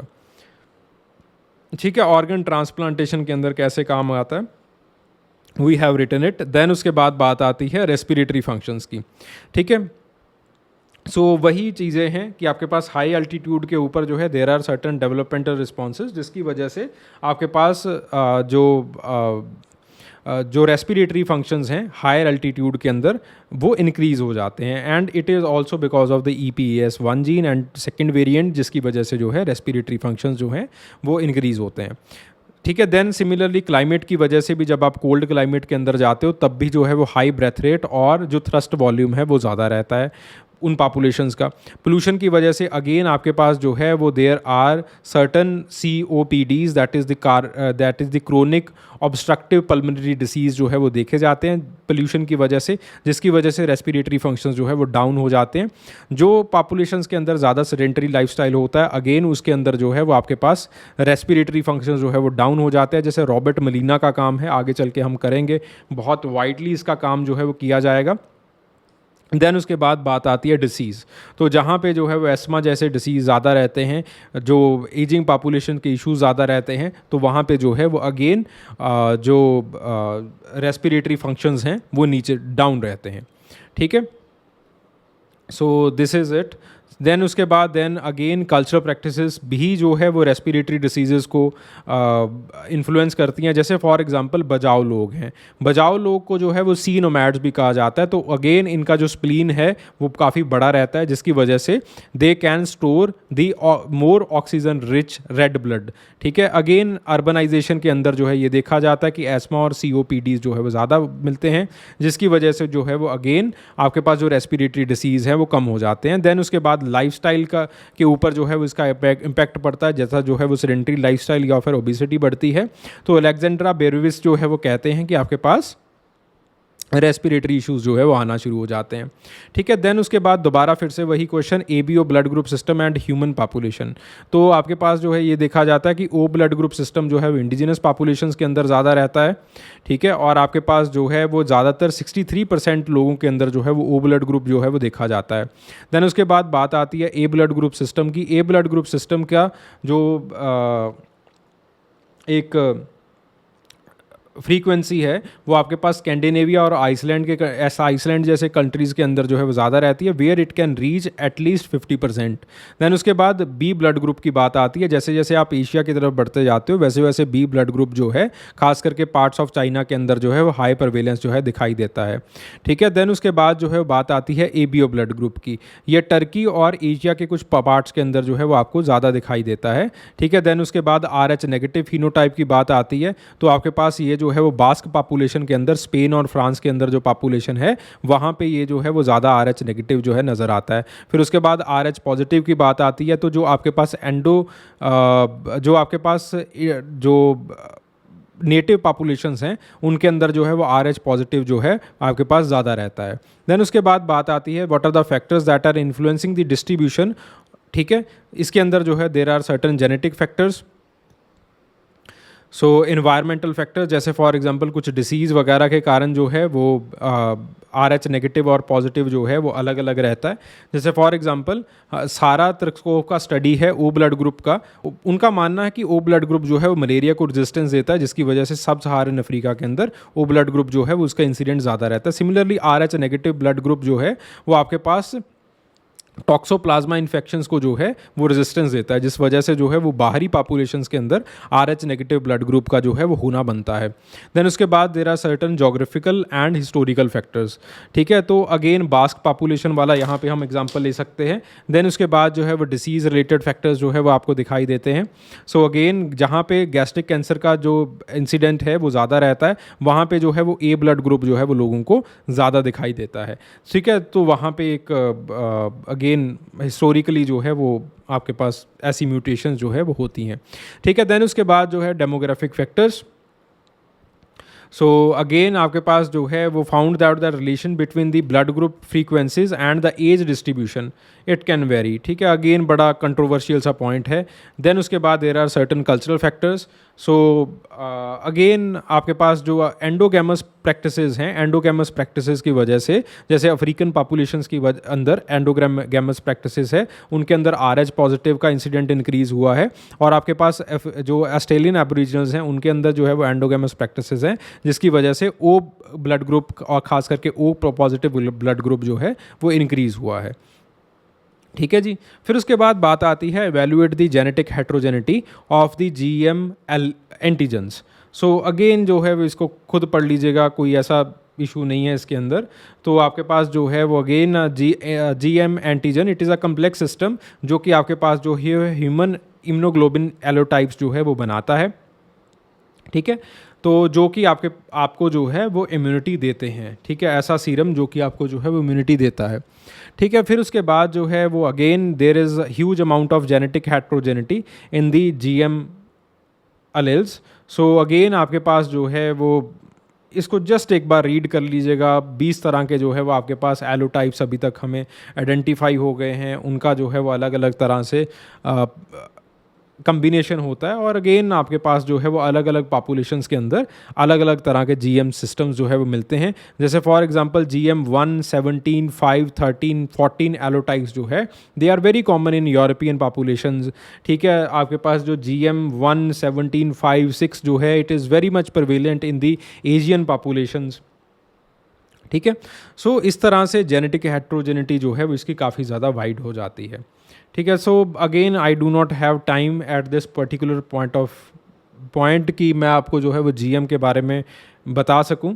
ठीक है, तो अगर नहीं समझ में आ रहा है तो जस्ट जो है वो एक बार मुझे कांटेक्ट कर लीजिएगा, या फिर एक दिस इज़ दी डॉक्यूमेंट, आप जो है वो इसको एक बार रीड कर लीजिएगा। ठीक है, so coming to the next chapter what is that is the environmental anthropology. Environmental anthropology के अंदर हम कुछ चीज़ों को जो है वो डील करते हैं। The first is the acclimatisation, the second is the adaptation. ठीक है, ये दो चीज़ों को अक्सर डील किया जाता है, लेकिन ये दो चीज़ें जो है वो जैसे ही आपको दिखाई देती हैं उससे कहीं ज़्यादा जो है वो कम्प्लेक्स होती हैं। ठीक है, तो सबसे पहले जब भी आपको कोई बाहरी कंडीशंस जो है वो दिखाई देती हैं, जब भी आपको जो है वो बाहर वाला स्ट्रेस जो है वो दिखाई देता है, तो बाहर वाले स्ट्रेस से सबसे पहले जो है there is an immediate response. Immediate response के बाद जो है वो धीरे धीरे एक्लाइमेटाइजेशन होता है। ठीक है, एक्लाइमेटाइजेशन होता है, बच्चा जो है वो एक्लाइमेटाइज होके बैठा रहता है, then it triggers the developmental adaptation. ठीक है, तो it triggers the developmental adaptation. Developmental adaptation के बाद जो है वो आपके पास जनरल बायोलॉजिकल प्लास्टिसिटी या फिर जो है वो आपके पास अडेप्टेशंस वगैरह देखी जाती हैं। फिर उसके बाद ओवर द जनरेशंस आप बैठे रहते हो, then it triggers the genetic adaptations. ठीक है, तो आपके पास जो है वो इस तरह से this is what we can say कि आपके पास हर एक क्लाइमेट के अंदर ऐसा जो है वो कुछ दिखाई देता है। जैसे for example take the case of the cold climate, immediate response क्या होगा, that you will start to shiver. Shivering के साथ ही it will trigger the hunting Lewis oscillations, ठीक है। फिर उसके बाद एक्लाइमेटाइजेशन के अंदर क्या होगा कि आप जो है वो कोई जैकेट वगैरह जो है वो पहन लेंगे, या फिर आपके पास जो है वो it will lead to the vasoconstrictions. Then उसके बाद जो है वो आपके पास जो डेवलपमेंटल अडेप्टेशंस है उनके अंदर क्या होगा कि बच्चों के अंदर जो बेसल रेट है या फिर जो बेसल मेटाबॉलिक रेट है वो जनरली हाई होना जो है वो शुरू हो जाता है, और आपके पास जो सेफेलिक इंडेक्स है वो आपके पास ग्रो होना शुरू हो जाता है। बच्चे जो है वो मोटे, और यानी कि जो वॉल्यूम है बच्चों का जो है वो ज़्यादा होना शुरू हो जाता है, ठीक है। देन उसके बाद जो है वो आपके पास बात आती है जेनेटिक अडेप्टेशंस की, ठीक है। जेनेटिक अडेप्टेशंस के अंदर जो है वो आपके पास ऐसी अडेप्टेशंस आनी शुरू हो जाएंगी that because you are having more and more fat, तो आप जो है वो जो हार्ट डिसीज़ का इंसिडेंट है वो थोड़ा सा जो है वो कम होना शुरू हो जाता है कुछ जेनेटिक अडेप्टेशंस के अंदर, ठीक है। तो इस तरह से आपके पास जो है सिमिलरली बेसल मेटाबॉलिक रेट जो है वो ऐसे ही जीन्स आपके अंदर सेलेक्ट होना स्टार्ट हो जाएंगी जो कि बेसल मेटाबॉलिक रेट को हाई जो है वो रखेंगी। इन सारी चीज़ों को सपोर्ट करती है कल्चर। डाइट ऐसी दी जाती है कि आप जो है वो बेसल मेटाबॉलिक रेट को सपोर्ट कर सके, ठीक है। आपके पास जो है वो शेल्टर आपको ऐसा दिया जाता है कि बेसल मेटाबॉलिक रेट को जो है वो सपोर्ट किया जा सके, ठीक है। आपके पास जो है वो जो अवेलेबल रॉ मटेरियल होता है उसके साथ जो है वो शेल्टर बनाया जाता है, ठीक है। सो अगेन जो कपड़े हैं वो जो है वो आपको मोटे दिए जाएंगे। सो सिमिलरली आपके पास जो है वो in the hot climate the genetic adaptation it will be the heat shock proteins, ठीक है। सो इस तरह से आपके पास देयर आर 4-5 स्टेप्स जिसके साथ आप गुजरते हो, और बिल्कुल लास्ट में जो है वो आपके पास जेनेटिक अडेप्टेशंस होती हैं, ठीक है। सो इसी के साथ जो है वो एक्लाइमेटाइजेशन को समझना है। एक्लाइमेटाइजेशन जो है वो यहाँ पे अलग अलग तरह के मैंने एक्लाइमेटाइजेशन जो है वो लिखे हुए हैं, ठीक है। So adaptive response to the high altitude, so again there is increased respiration, high blood cell का production रहता है, ठीक है। So what is the adaptive responses to the cold climate, high beta जो मेटाबॉलिक रेट्स हैं वो रहते हैं। देन उसके बाद जो पैराफेरल वैसोकंस्ट्रिक्शन है वो रहता है, यानी कि ब्लड जो है वो अंदर की तरफ रहता है, हीट जो है ताकि हीट जो है वो लूज ना हो, ओके।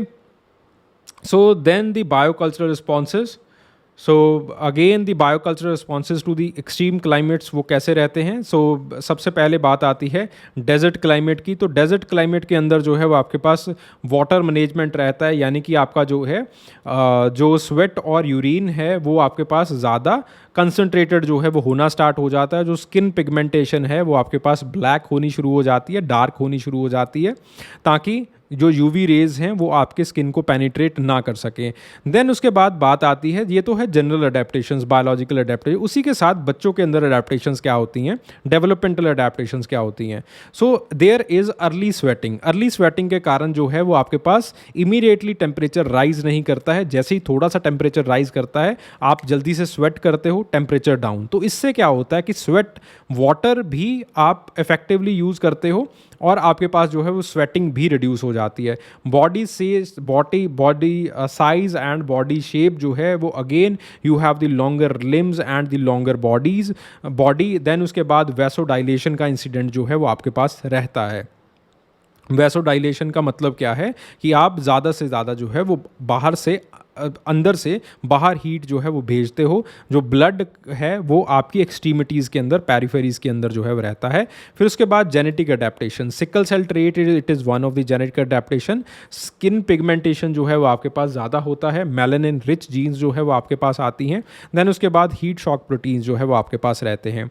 जो कल्चरल अडेप्टेशन है it is the nomadic lifestyle. जो आपके पास आर्किटेक्चर है वो पहाड़ों, अगेन आपके पास एक बड़े ही इंट्रिकेट होम्स जो है वो बनाए जाते हैं, क्लोथिंग वाइट कलर की क्लोथिंग, और आपके पास जो है लिनन की क्लोथिंग जो है वो पहनी जाती है।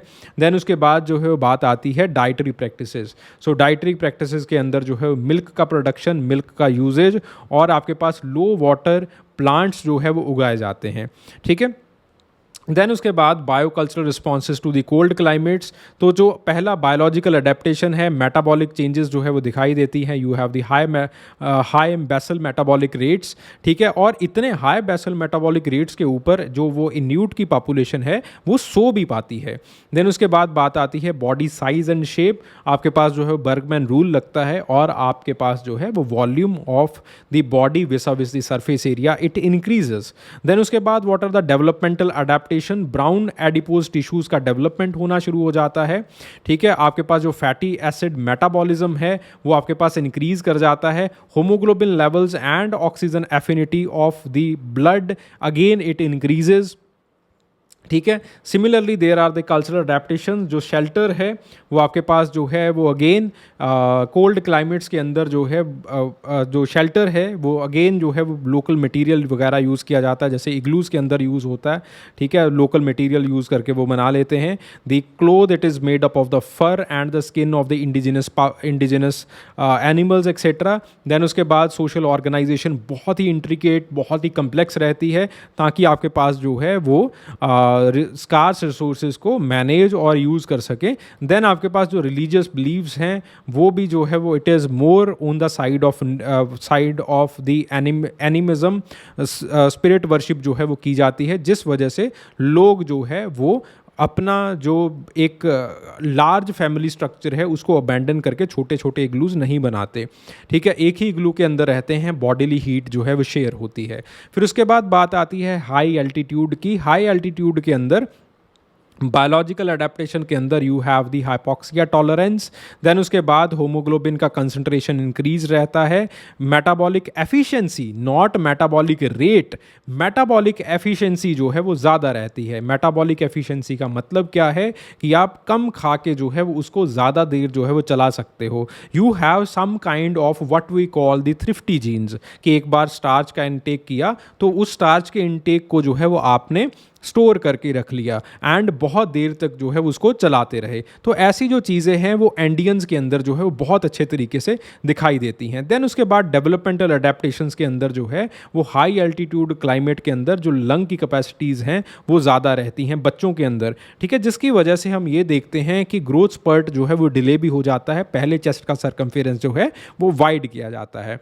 देन उसके बाद जो है वो ऑर्गन्स का डेवलपमेंट जो है वो लंग्स का, हार्ट का जो है वो अगेन आपके पास जो है वो बड़ा रहता है। बड़े ऑर्गन्स, बड़े साइज़ वाले और बड़े वेट वाले जो है वो ऐसे ऑर्गन्स रहते हैं ताकि आपके पास ऑक्सीजन स्कार्सिटी को झेल सकें।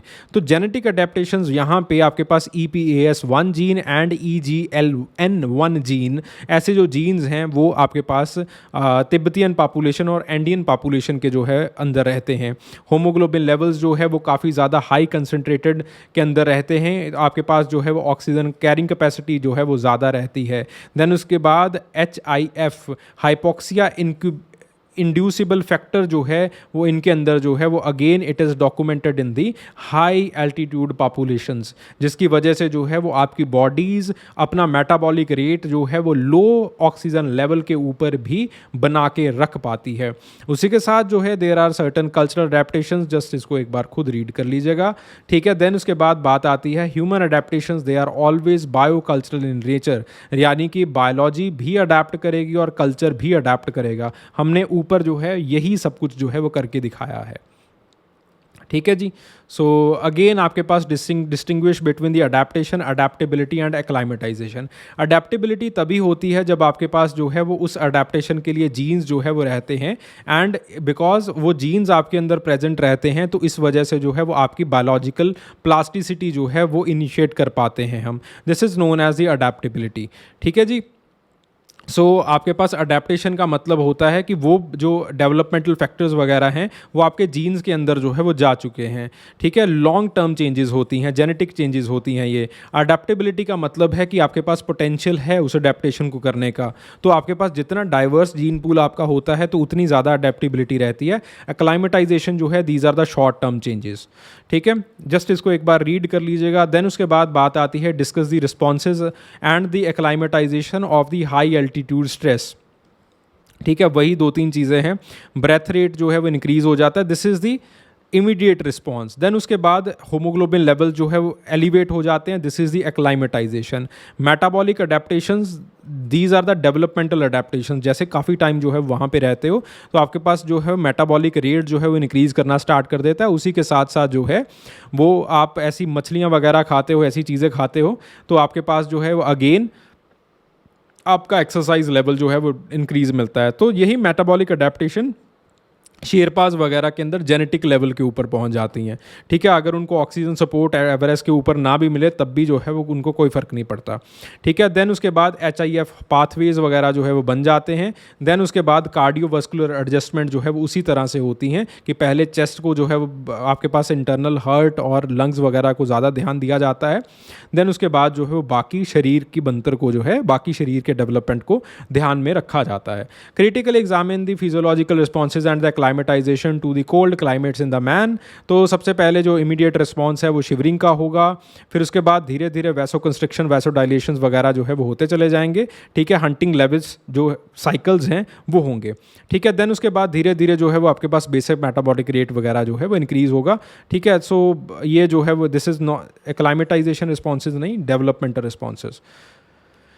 ठीक है, सो ये सारी चीज़ें होंगी। देन उसके बाद बात आती है इकोलॉजिकल एंथ्रोपोलॉजी की।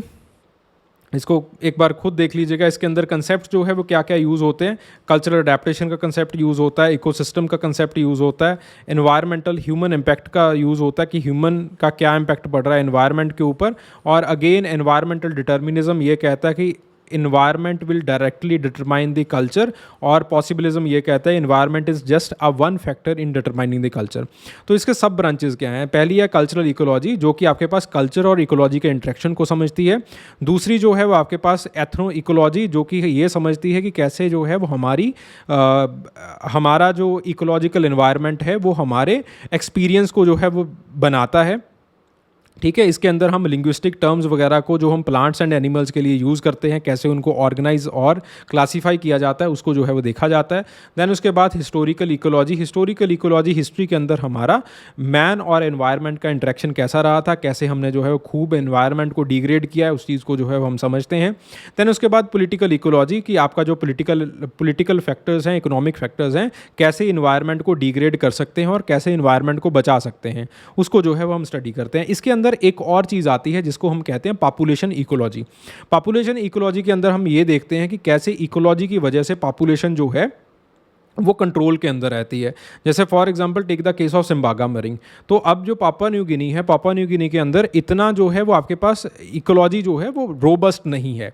ठीक है, कि आपके पास इतनी बड़ी पिग्स की पॉपुलेशन को वो झेल सके। तो according to the Roy Rappaport after a period of time बहुत सारे पिग्स को जो है वो कर्ल कर दिया जाता है, मार दिया जाता है, जिसकी वजह से जो है पॉपुलेशन उनकी मेंटेन्ड रहती है। ठीक है जी। देन उसके बाद how does the improved aerobic fitness, ये जो है वो वार्म ह्यूमिड क्लाइमेट्स के अंदर आपका टॉलरेंस बढ़ाती है। तो सबसे पहले तो अगर आपके पास जो है वो फिटनेस है वार्म क्लाइमेट्स के रिगार्डिंग, तो आपके पास जो स्वेटिंग रिस्पॉन्स है वो जल्दी आता है, जिसकी वजह से आपका जो टेम्परेचर है वो बॉडी का इतना ज़्यादा राइज नहीं करता है। आपका जो है वो ब्लड प्रेशर और जो आपका पल्स रेट है वो नॉर्मल रहता है। ठीक है, देन उसके बाद there is high amount of the cardiovascular fitness. ठीक है, तो जिस वजह से जो है delivery of oxygen to the muscles it is more efficient और removal of the waste product जो है वो अगेन एफिशिएंट रहता है। And then the metabolic adaptations, तो आप जो है वो अपनी एनर्जी सोर्स को बहुत इफेक्टिवली यूटिलाइज कर पाते हो। You are able to store the glucose well and you are able to utilise it well, जिसकी वजह से जो है मेटाबॉलिक रेट्स जो है वो स्टेबल रहते हैं, वो ना ज़्यादा और ना जो है वो बिल्कुल कम रहते हैं, जिसकी वजह से जो आपका फटीग है वो डिले हो जाता है। सो इन चीज़ों के कारण जो है वो अगर आपका फिटनेस लेवल काफ़ी हाई है then you are going to survive in the warm and humid climates. ठीक है, देन उसके बाद examine the adaptive strategies of the human variations in the tropical and the arctic climate zones. So आपके पास जो है वो स्वेट रिस्पॉन्स अर्ली रहता है। ठीक है, वही सारी चीज़ें जो हमने की हैं, developmental adaptation, genetic adaptation, cultural adaptation क्या रहती हैं। सो जस्ट इसको रीड कर लीजिएगा। How the body sizes and shapes वो क्लाइमेटिक अडेप्टेशंस के साथ रहते हैं। बर्गमैन रूल और एलन रूल को ही हमने यहाँ पे डिस्कस किया है और ज़्यादा कुछ नहीं है। Then the next is the epidemiology. ठीक है जी। So epidemiology it basically describes the impact of the infectious diseases. So sorry, epidemiology के अंदर पहला क्वेश्चन है describe the impact of the infectious diseases on the indigenous population. So the infectious diseases ये जो है वो बैक्टीरिया, वायरस, पैरासाइट्स वगैरह इनके कारण जो है वो होते हैं। इसकी वजह से there is the high mortality rate in the indigenous community. जैसे जेम्स कुक ने दिखाया कि कैसे यूरोपियन डिसीज़ जो स्मॉल पॉक्स है, मीजल्स जैसे की वजह से जो है वो आपके पास ऑस्ट्रेलिया और पैसिफिक आइलैंड्स की आधे से ज़्यादा पॉपुलेशन जो है वो डाई आउट कर गई। देन उसके बाद इसका कल्चर के ऊपर जो है बहुत बड़ा इम्पैक्ट पड़ता है। जैसे फॉर एग्जांपल क्लिफर्ड गीट्स ने बाली के अंदर जो है वो दिखाया कि कैसे इन्फ्लुएंजा एपिडेमिक जो है वो फैला था, जिसकी वजह से एक बहुत ही जो रिच और आपके पास इंटेंस पॉपुलेशन वाली कम्युनिटी थी, वो जो है वो छोटे छोटे न्यूक्लिएटेड पॉपुलेशंस के अंदर जो है वो बन गई। और अगेन आपके पास जो है कुछ ऐसे कल्चरल इंस्टीट्यूशंस लाइक बाली कॉक फाइट, ऐसे कल्चरल इंस्टीट्यूशंस जो है वो बने, जिसकी वजह से ये जो न्यूक्लिएटेड पॉपुलेशंस हैं, मोहल्ले की पॉपुलेशंस हैं, वो एक जगह इकट्ठा होना जो है वो शुरू हो गई। ठीक है। सो पहले ऐसा कुछ नहीं होता था, पहले आपके पास एक बहुत बड़ी सारी पॉपुलेशन हुआ करती थी, लेकिन इन्फ्लुएंजा एपिडेमिक की वजह से ये छोटी छोटी आइसोलेटेड पॉपुलेशन के अंदर चेंज हो गया। देन इसके बाद बात आती है डेमोग्राफिक चेंज। तो अगेन नेटिव अमेरिका के अंदर जो है स्मॉल पॉक्स आया, जिसकी वजह से जो है वो काफ़ी बड़ा पॉपुलेशन लॉस हुआ, खास करके जो जवान लोग थे उनका जो है पॉपुलेशन लॉस सबसे ज़्यादा हुआ। ऐसा क्यों था? बिकॉज जवान लोग जो है वो यूरोपियंस के साथ उनकी शिप्स वगैरह के अंदर जो है काम करने के लिए जाया करते थे। अगेन आपके पास जो है वो लिंडा हंट कहते हैं कि आपके पास जो कोमॉर्बिडिटीज़ है वो इंक्रीज़ करती हैं। जैसे फॉर एग्जांपल आप ऑलरेडी अर्बन एरिया के अंदर रह रहे हो, आपको ऑलरेडी एस्मा है, तो इस केस के अंदर अगर आपके पास जो है वो कोरोना जैसा कोई पेंडेमिक आता है तो आप जो है वो you are in the forefront population. ठीक है, सबसे ज़्यादा वनरेबल आप ही होते हो। This is known as the comorbidities. तो आपके पास इंडिजिनस पॉपुलेशंस के अंदर जब हम देखते हैं कि अर्बनाइजेशन आता है, तो अर्बनाइजेशन की वजह से ऐसी कोमॉर्बिडिटीज़ जो है वो इंक्रीज़ करती हैं, because they are already very sensitive, they are already having the hypertension issues etc. ठीक है।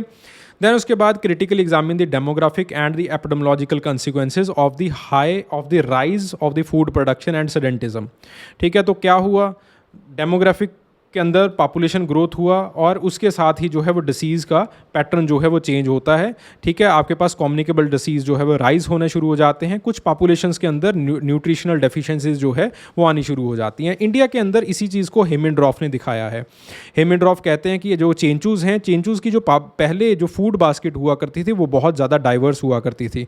अब जो है वो आपने चेंचूज़ को एक लैंड दे दिया है जिसका जो प्रोडक्शन है वो ज़्यादा हाई नहीं है, और चेंचूज़ को ये एग्रीकल्चर भी नहीं करना आता है कि किस तरह से इफेक्टिवली किया जा सकता है। They are more dependent on the PDS shops, और पीडीएस शॉप्स के अंदर तो सिर्फ जो है वो राइस और आपके पास कुछ जो है वो पल्सेस दिए जाते हैं, और वही जो पल्सेस पीडीएस शॉप्स के अंदर दिए जाते हैं, there are certain cultural taboos regarding that, तो उनका फूड बास्केट जो है बहुत ज़्यादा कम हो गया है।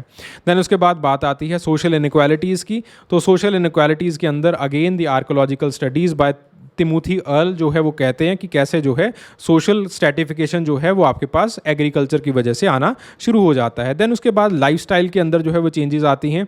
आपके पास फिजिकल एक्टिविटीज़ वगैरह जो है वो रिड्यूस हो जाती हैं सेडेंटिज्म की वजह से, जिसकी वजह से जो है वो आपके पास सॉन्डर्स का मानना है कि ऑस्टियो आर्थराइटिस जो है वो आता है। ठीक है, देन उसके बाद जो है there are certain evolutionary changes. ठीक है, तो जैसे फॉर एग्जांपल मार्क थॉमस ने इस चीज़ को आइडेंटिफाई किया था कि कैसे जो है वो लैक्टोस भेड़ बकरियां चराने की वजह से, पेस्टोरल पॉपुलेशन होने की वजह से सेंट्रल एशिया के अंदर जो है वो आपके पास लैक्टोस टॉलरेंट जीन जो है आना स्टार्ट हो गया। अब इसका क्रिटिक क्या है? माल्थुसियन ट्रैप कई बार आ जाता है। माल्थुसियन ट्रैप इज़ कि आपके पास पॉपुलेशन जो है वो अर्थमेटिक प्रोग्रेशन के अंदर इंक्रीज़ करती है, और आपके पास जो फूड प्रोडक्शन है वो ज्योमेट्रिक प्रोग्रेशन के अंदर इंक्रीज़ करता है, जिसकी वजह से जो है वो फेमाइंस वगैरह और आपके पास राइटिंग वगैरह जो है ये सारी आनी शुरू हो जाती है, डिसीज़ वगैरह जो है वो आने शुरू हो जाते हैं। देन उसके बाद there are certain health implications की डेंटल कैविटीज़ वगैरह जो है वो इंक्रीज़ करती हैं इसकी वजह से। ओके, सो ये जो है this is the effect of the और the epidemiological consequences of the rise in the food production and the sedentism. ठीक है जी, उसके बाद बात आती है narrate the evolution of the disease and the major causes of ill health in the human population. तो आपके पास जो है वो किस तरह से डिसीज़ इवॉल्व करे हैं और आपके पास जो है किस तरह से हेल्थ डिसऑर्डर्स जो है वो आए हैं। So this is the evolution of the disease, this has been explained by the epidemiological transition theory. और एपिडेमियोलॉजिकल ट्रांजिशन थ्योरी सबसे पहले अब्दुल उमरन ने बनाई थी 1970s के अंदर, और उन्होंने जो है वो ये दिखाया था कि कैसे जो है वो human society over the time कुछ चैलेंजेस को जो है वो फेस करती है।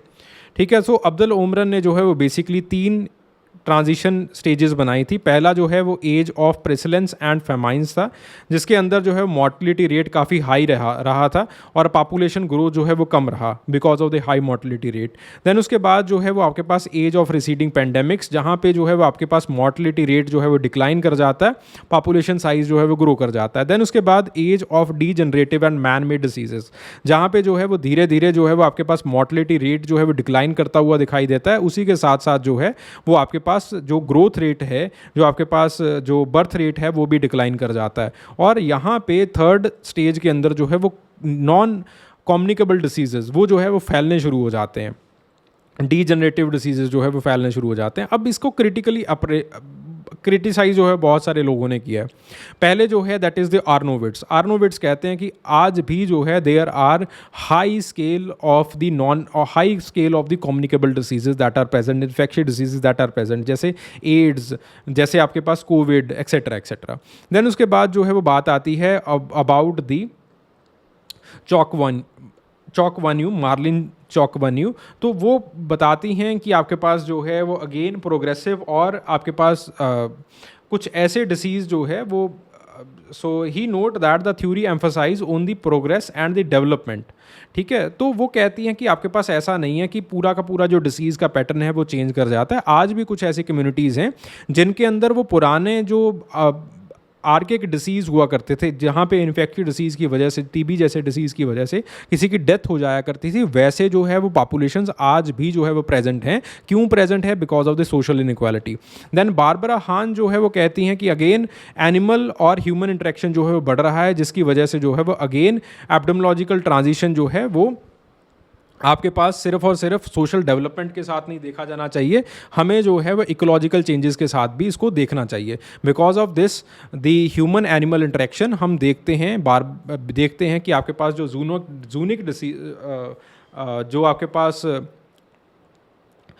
जूनिक डिसीज़ हैं वो जो है वो आपके पास बढ़ना स्टार्ट हो जाते हैं। ठीक है, देन उसके बाद आपके पास मेडरसन की बात आती है। मेडरसन जो है वो कहती हैं कि एक नया जो है वो आपके पास एब्डोमोलॉजिकल फीचर इसके अंदर ऐड करने की ज़रूरत है, that is the age of the delayed degenerative disease. अब हम क्या कर रहे हैं कि बेसिकली हम अपनी लॉन्जिविटी को इंक्रीज़ करने की कोशिश कर रहे हैं। तो जैसे जैसे लॉन्जिविटी को इंक्रीज़ करेंगे तो हम जो है वो बुढ़ापे वाले डिसीज़ जो है वो बढ़ाना स्टार्ट करते हैं, जैसे एल्जाइमर जो है वो बढ़ जाता है, ऑस्टोपोरोसिस जो है वो बढ़ जाता है।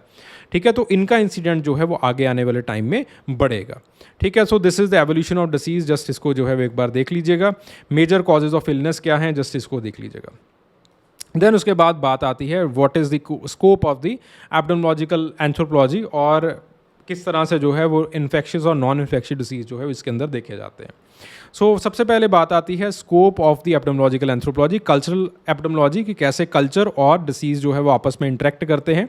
सोशल एपिडेमियोलॉजी, कैसे जो है सोशल स्ट्रक्चर की वजह से कुछ लोगों के अंदर डिसीज़ का इंसिडेंट ज़्यादा रहता है, कुछ लोगों के अंदर कम रहता है। मॉलिकुलर एपिडेमियोलॉजी के अंदर जो है वो हम आपकी जो एवोल्यूशनरी हिस्ट्री है और कैसे जो है वो आपके पास डिसीज़ चेंज हुआ है आपके अंदर, उस चीज़ को जो है देखते हैं। देन उसके बाद एनवायरमेंटल एपिडेमियोलॉजी, एनवायरमेंट चेंज होने से जो है वो आपके एपिडेमियोलॉजी जो है वो आपके अंदर डिसीज़ जो है वो कैसे चेंज होते हैं। ठीक है, तो कल्चरल इसके अंदर जो है वो हम अलग अलग पॉपुलेशंस के अंदर जो है डिसीज़ को देखते हैं। देन उसके बाद what is the epidemiological anthropology, just इसको जो है वो एक बार देख लीजिएगा।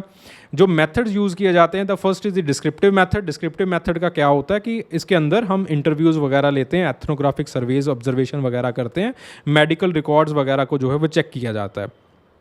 ठीक है, जैसे फॉर एग्जांपल कैरलन रॉज ने जो है वो काम किया, उन्होंने रिसर्च कंडक्ट करवाया कि किस तरह से जो है हेल्थ सीकिंग बिहेवियर जो है वो low income African American communities के अंदर जो है सबसे ज़्यादा कम पाया जाता है। So this is known as the descriptive methods. ठीक है, डिस्क्रिप्टिव मेथड इज़ बेसिकली जब आप डिस्क्राइब करते हो किसी चीज़ की कि इस वजह से ये काम है, इस वजह से ये काम है। देन उसके बाद बात आती है एनालिटिकल मेथड की। एनालिटिकल मेथड के अंदर आप क्या करते हो, आप बहुत, अब इसके अंदर तो आपने जो है वो एक चीज़ को देखा कि this is the factor and because of this factor इस कम्युनिटी के अंदर ये रिजल्ट जो है वो देखा गया है। ठीक है, सिंपल डिस्क्रिप्टिव मेथड्स के अंदर, डिस्क्रिप्टिव मेथड्स के अंदर अब आप किस तरह से डेटा कलेक्ट करते हो, आप बेसिकली इंटरव्यूज़ लोगे या फिर ऑब्जर्वेशन करोगे, ऑब्जर्वेशन के ऊपर जो भी आपको रिजल्ट मिला आपने जो है वो उस चीज़ को दिखा दिया। The next one it is the analytical method. Analytical method के अंदर आप पूरा वाइड डेटा जो है वो आप कैलकुलेट करते हो। जैसे for example Nancy Spencer hues ने ब्राज़ील के शेंटी टाउन के अंदर जो है वो डेटा कलेक्ट किया। उन्होंने पॉलिटिकल डेटा भी कलेक्ट किया, उन्होंने जो सोशल डेटा भी कलेक्ट किया, उन्होंने कल्चरल फैक्टर्स का डेटा कलेक्ट किया, उन्होंने जो है वो आपके पास अगेन उनकी इकोनॉमी का डेटा कलेक्ट किया। इन सारी चीज़ों को कलेक्ट करते हुए जो है उन्होंने फैक्टर्स दिखाए और अगेन अलग अलग फैक्टर्स की वजह से मॉर्टलिटी रेट जो है वो किस तरह से चेंज हो रहा है उस चीज़ को दिखाया।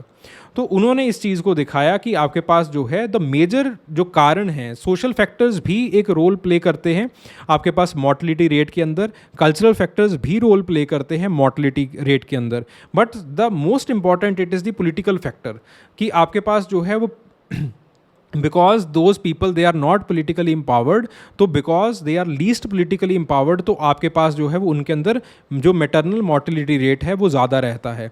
ठीक है, जिसके कारण जो है वो उनके कल्चरल फैक्टर्स भी जो है वो बदलते हैं। ठीक है, उनका जो एक बिहेवियर है टूवर्ड्स द वर्ल्ड वो भी जो है वो बदलता है। So this is known as the analytical method. Analytical method के अंदर हम सिर्फ एक डिस्क्रिप्शन के ऊपर जो है वो ध्यान नहीं देते हैं, हम बहुत सारी डिस्क्रिप्शंस को जो है वो इकट्ठा रखते हैं एंड अगेन आपके पास जो है वो एनालिटिकल एसोसिएशन वगैरह जो है वो बनाया जाता है और उससे जो है वो चीज़ें निकलती हैं। Then there is the experimental method, करने की ज़रूरत नहीं है, ये मेडिकल एंथ्रोपोलॉजी वगैरह के अंदर यूज़ होते हैं। ठीक है, देन उसके बाद discuss the role of the anthropology in understanding the health and disease. तो हेल्थ एंड डिसीज़ के अंदर जो है वो बेसिकली कहाँ कहाँ पे हम काम आते हैं। ठीक है, सो कल्चरल कंटेक्स्ट के अंदर अगर डिसीज़ को समझना हो तब काम आता है, हेल्थ इनक्वालिटीज़ को देखने में काम आता है, सोसाइटी और डिसीज़ कैसे इंटरेक्ट कर रहे हैं उसको देखने में काम आता है, पॉलिसीज़ कैसे बननी चाहिए, इन्फेक्शियस और नॉन इन्फेक्शियस डिसीज़ का प्रिवेलेंस को देखने के अंदर काम आता है, इंडिजिनस नॉलेज क्या है उस डिसीज़ को लेके, इसको देखने में जो है ये काम आती हैं ये चीज़ें। ठीक है, तो आपके पास पैरासिटिक डिसीज़ कुछ अलग अलग पॉपुलेशंस के अंदर क्यों डिफरेंट होती हैं, जस्ट इसको भी जो है वो एक बार रीड कर लीजिएगा। ठीक है, कुछ ज़्यादा है नहीं। देन उसके बाद social concept of disease and the nutritional anthropology. So social concept of disease के अंदर बेसिकली हम ये देखते हैं कि किस तरह से disease it is related to the social stigma, और सोशल स्टिग्मा की वजह से जो है वो डिसीज़ का जो एक पर्सपेक्टिव है वो कैसे डिफरेंट हो जाता है। जैसे for example take the case of menopause. Menopause west के अंदर जो है वो एक बर्डन की तरह देखा जाता है। तो हम ये देखते हैं कि आपके पास मेनोपॉज जब एक लड़की को होता है, एक लेडी को होता है, तो उसके अंदर एंग्जाइटी जो है वो बहुत ज़्यादा होती है। But on the other hand in Japan as well as in some tribes of India इसको जो है वो आपके पास सेलिब्रेट किया जाता है। जब इसको सेलिब्रेट किया जाता है, कम्युनिटी जो है वो गैदर होती है और ये मानती है कि you have accommodate a wide knowledge, wide experience, तो आपके पास जो है वो उस डिसीज़ का जो एक एक्सपीरियंस होता है वो बिल्कुल जो है वो बदल जाता है। ठीक है, सो देन उसके बाद कल्चरल इंटरप्रिटेशन ऑफ इलनेस, जैसे फॉर एग्जांपल स्मॉल पॉक्स को जो है वो हम देवी की कुरूपी मानते थे। ठीक है, तो इस तरह से हर एक कल्चर जो है वो अलग अलग इंटरप्रिटेशन करती है। जैसे फॉर एग्जांपल आर्थर क्लाइनमैन ने जो है वो चाइना के अंदर मेंटल इलनेस के ऊपर काम किया। तो मेंटल इलनेस को जो है वो फिजिकल इलनेस के अंदर जो है वो लोग इंटरप्रेट करते हैं डिप्रेशन को। जब डिप्रेशन होता है तो कुछ जो उनकी लेग्स हैं वो दुखना शुरू हो जाती हैं, जो उनकी पीठ है वो दुखना जो है शुरू हो जाती है। तो अगेन आर्थर क्लाइनमैन ने कहा कि आपके पास ऐसे जो डिसीज़ होते हैं मेंटल डिसीज़, उनका अलग अलग एक्सपीरियंस जो है वो अलग अलग कल्चर्स के अंदर देखा जाता है, अलग अलग कल्चरल इंटरप्रिटेशन जो है वो उनका देखा जाता है, जिसकी वजह से जो थेराप्यूटिक स्ट्रेटजीज़ हैं उनको भी जो है वो बदलना चाहिए। देन उसके बाद जो है वो सोसाइटी डिसीज़ को कंस्ट्रक्ट भी करती है। ठीक है, जैसे फॉर एग्जांपल एड्स और कैंसर जैसे डिसीज़ को जो है सोसाइटी अपने हिसाब से कंस्ट्रक्ट करती है। ठीक है, देन उसके बाद हेल्थ इनक्वालिटीज़ जो है वो अगेन नैन्सी किसिंजर का काम है कि कैसे जो है वो अलग अलग रेस के अंदर और अलग अलग सोशो इकोनॉमिक स्टेटस के कारण जो है वो हेल्थ इनइक्वालिटीज़ जो है वो दिखाई देती हैं। ठीक है, then the next one is the nutritional anthropology, just read it yourself. ठीक है, कुछ खास नहीं है, वही टैबूज़ वगैरह की जो है वो बातें हो रही हैं। Nutritional ecology, again it is on the similar lines. ठीक है, so this is it for today. ठीक है, सो आज का लेक्चर जो है वो मेरे लिए भी बहुत ज़्यादा थकाने वाला था। ठीक है, and this PDF it will be available on the app. इस PDF को एक बार डाउनलोड कर लीजिएगा, या अगर ऐप पे ना मिला तो ये जो है वो आपको टेलीग्राम चैनल पे मिल जाएगा, तो वहाँ से डाउनलोड कर लीजिएगा। Thank you very much, hope this lecture it was fun for you. Thank you.